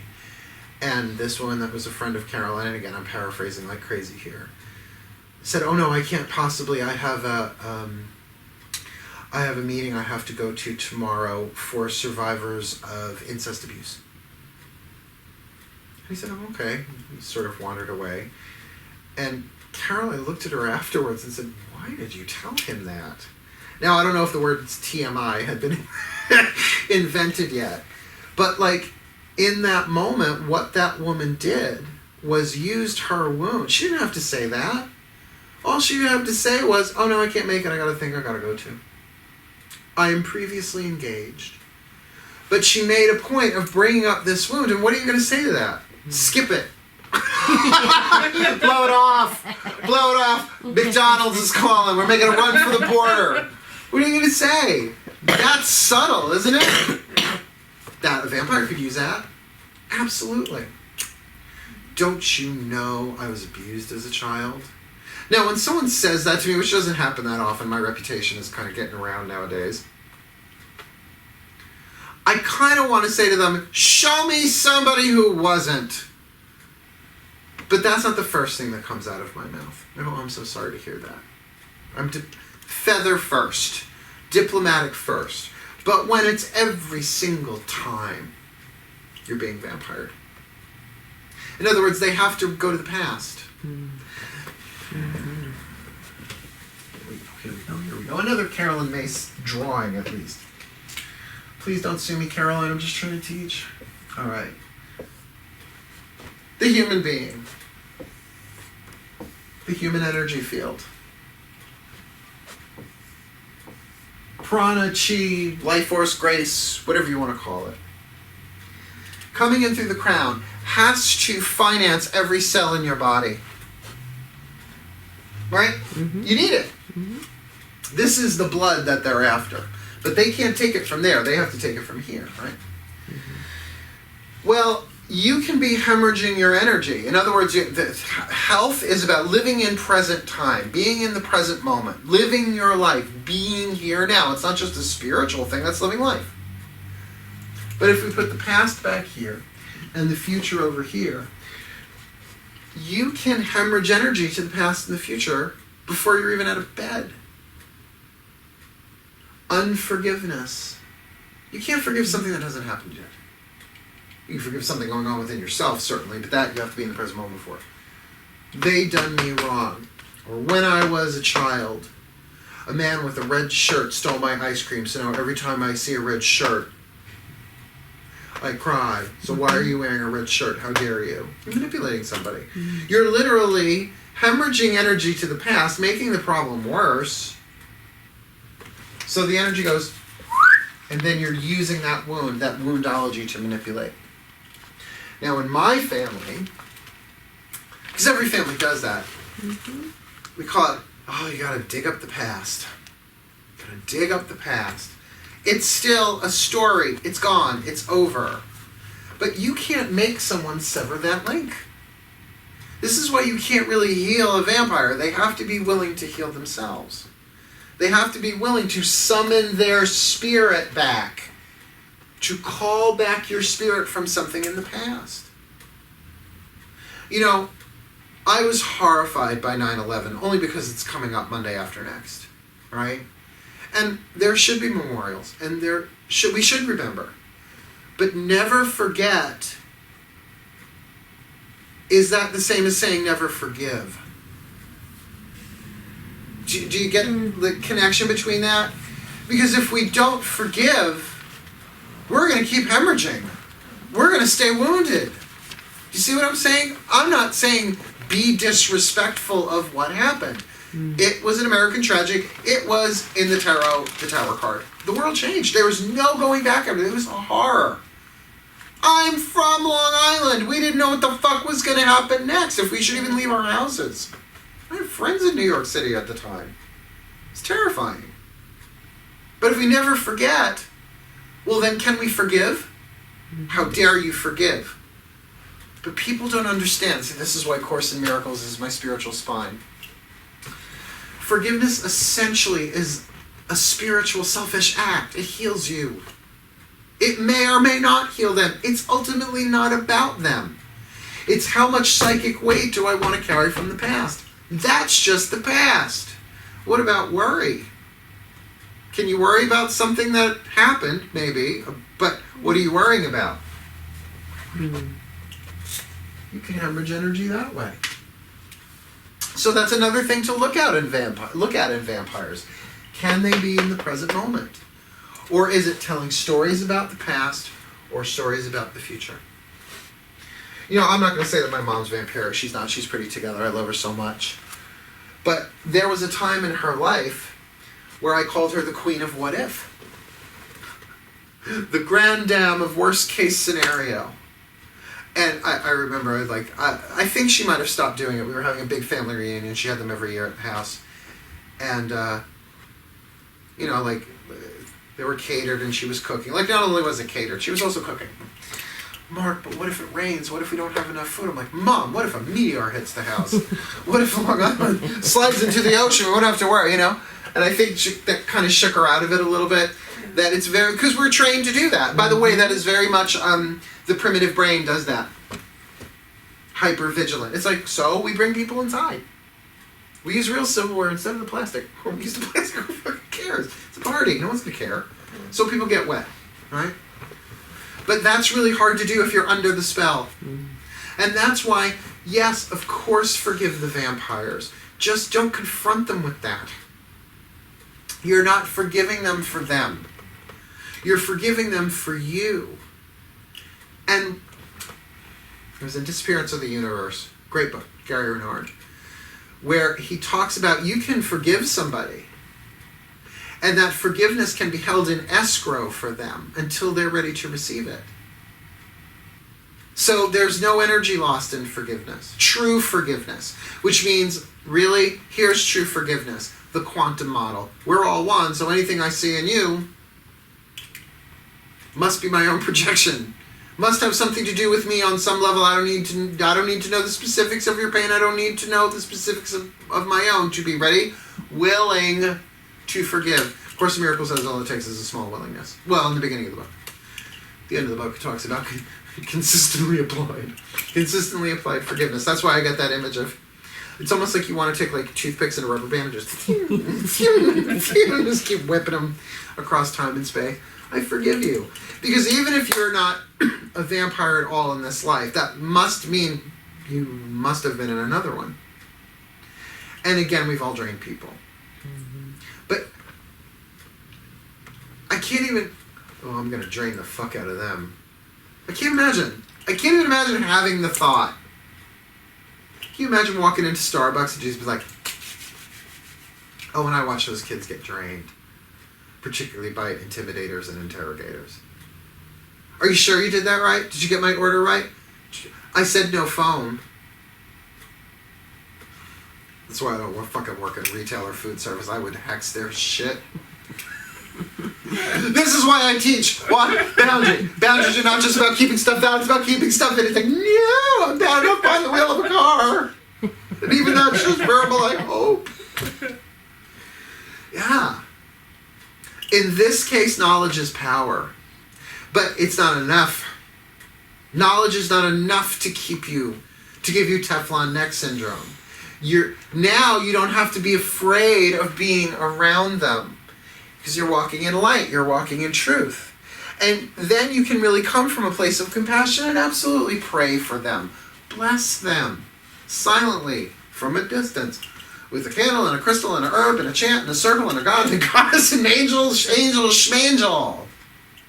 But ultimately, it can transform you, if you do have the vampire archetype, into the vampire slayer. The vampire hunter, right? Because you got to hunt him before you can slay him. And maybe facilitate as a healer. Without being drained or being stolen from, but in a generosity of high voltage truth. I love you, and I want the best for you, and I have to follow my truth. I have to follow my gut. I have to walk my path. And honestly, I can't do this for you, and I can't do this anymore, at least not right now. This is also why I have a wonderful thing that's hanging right on that wall out there called a talent bank. Oh, it looks like a rack of business cards, but that's what my talent bank is. I hand people over. I go, here, try them. Now, sometimes that's past the buck. I was like, you ain't training me, go try them. But oftentimes it's to counselors. And people don't like it when you refer them to counselors. But I am a spiritual counselor. By law, I'm not allowed to diagnose or treat any psychological disorder or mental illness or personality disorder. No. See, that's a boundary. Nope. That doesn't mean I can't spot it. I just can't say it. Bipolar, flashing over their heads. But that's what I know.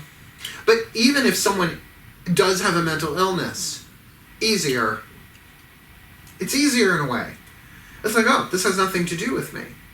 But what my part of it is I'm learning about a boundary of what I can and cannot do, about who I can help and can't help. And by the way, even if I can't help them in that moment, it doesn't mean I can't. I know this sounds so lame, but pray for them.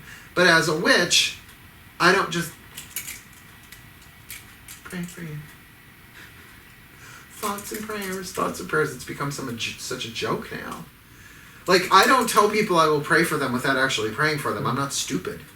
Like, I will actually sit, sometimes in that moment, like particularly online, I'll be like, no, absolutely, you're in my prayers. I will roll my office chair back, take 5 minutes, ground and center. Prayer, because what am I doing? I'm sending light. Now, not, I send you light. Love and light. Oh, please, I grew up through that shit in the new age. Love and light, love and light, love and light. Here. No. I forgive you and I release you to your highest good and your greatest joy. I bless you and I release you to your highest good and your greatest joy.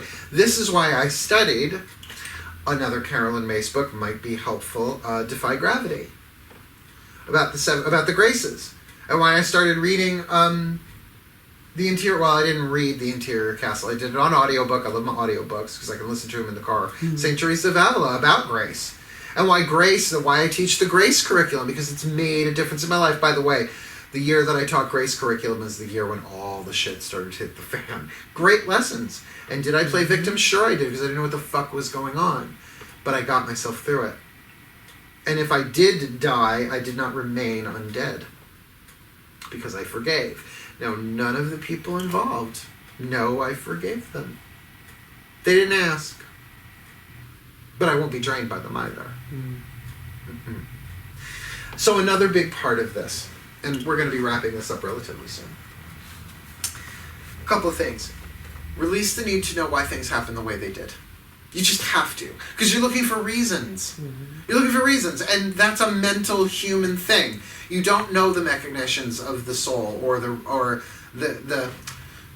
of the gods that we see as chaos. So at some point you just have to say, oh, I let go and let God. I know that I don't know. Gods, grant me the grace of humility to know that I do not know. Like, that's enough to start with. The other thing is, release the need to have people like you. What people think about you really does have nothing to do with you, and for that I do refer you to the 4 Agreements by Don Miguel Ruiz. Don't take it personally. It's psychological projection. It's not somebody embraced their shadow, they repressed it, and what is repressed must be projected. So it's really the best spell ever we learned as children. I'm rubber, you're glue. Anything you say bounces off me and sticks to you, because that's what's fucking going on. But are you going to be rubber or are you going to be a sponge? And take it in. All of these are techniques of the psychic energy draining vampire. But they can be little old ladies. Children, I find, are still in the learning process. And kids like me, damn it. I think they like me because I know that they're eternal souls just like I am. So I tend not to talk down to them. And if they're being goofy, I'll get goofy with them. Like, remember, I was raised by a nursery school teacher, so... Did I ever show you my animal impersonations? Oh, let's put this on camera. What do you want first, hippo or monkey? Monkey. Proof that we evolved from the apes. You're gonna love this shit. Hippo?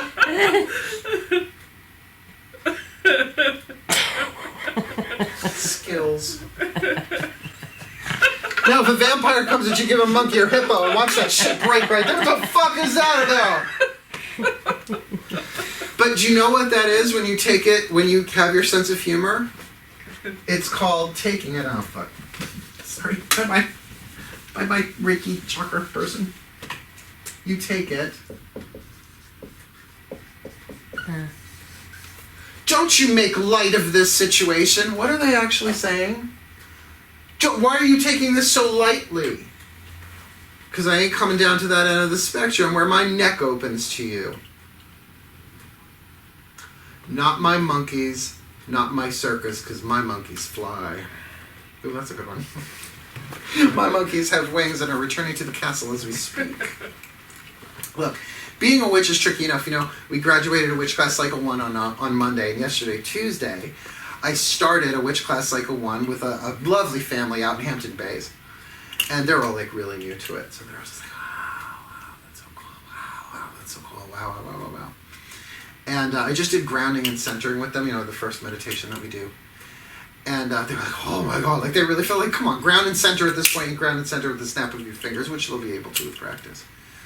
But I had to say to them, because I can get away with saying things in private, like, houses that I can't get away with here. I go, being a witch is fucking hard. And there was a 17-year-old girl in there, and I think I scared her a little bit. I go, no, this is not candle, crystal, or poof. If that, my joke. That were the case, I'd be living in Bel Air, not Bayshore, which now I'm moving to Holtzville, but I have to find something that would be living in Hollywood, not Holtzville. I don't want to live in Hollywood. I would live in Bel Air. It is hard. Witchcraft is hard. It's supposed to be. If it was easy, everybody would be doing it. Because you actually have to learn and grow and evolve. And how are you going to learn and grow and evolve without challenges? How are you going to be a witch to your boots unless somebody tries to knock you off your feet? You have to walk the path. It's not just, oh yes, I read this book on this and this and this and this and this and this does this and this does this and this does this. Well, have you done anything? No. No. So if vampire, here's another way to look at it. If a vampire has shown up, I must be ready for the test. I must be ready. I am going to develop something here that I did not have before. So what is the possibility that I contracted with this soul prior to incarnation? Have I done the 3 angels with you guys? This is another Carolyn Mace thing. It's in Sacred Contracts. I think she calls them angels. 3 angels before you incarnate, you go before to write your contract. The first is the angel of necessity. Yeah, I've been teaching this a bit lately. Oh, I see here you want to be a witch. Well, then you're going to have to learn how to not hemorrhage your will. How about we set you up with a couple of vampires? By necessity, if you want particularly your words and your spells to work, that you have to really have that strong will. You have to make decisions based on wisdom rather than woe, right? Choose more gold than lead. So how about we send you one seductive vampire that's sexual, one that's sensual, and how about one that's, oh, just totally poor me? And we'll intersperse them throughout your lovers and your family. And you go, oh, that sounds great. Okay, next. You go over to the angel of choice, interesting. And the angel of choice goes, oh wow, witch. All right, so we see you've got the vampire thing there. So how about we orchestrate some choices around those to either stay in the relationship or not, to cut their heads off or not. What else? How about to quit the job or not? So you'll have to choose between empowerment or disempowerment, to play victim or victor. Oh, that sounds so cool. Oh my God, that's so perfect. No, you haven't incarnated yet. This is from soul level.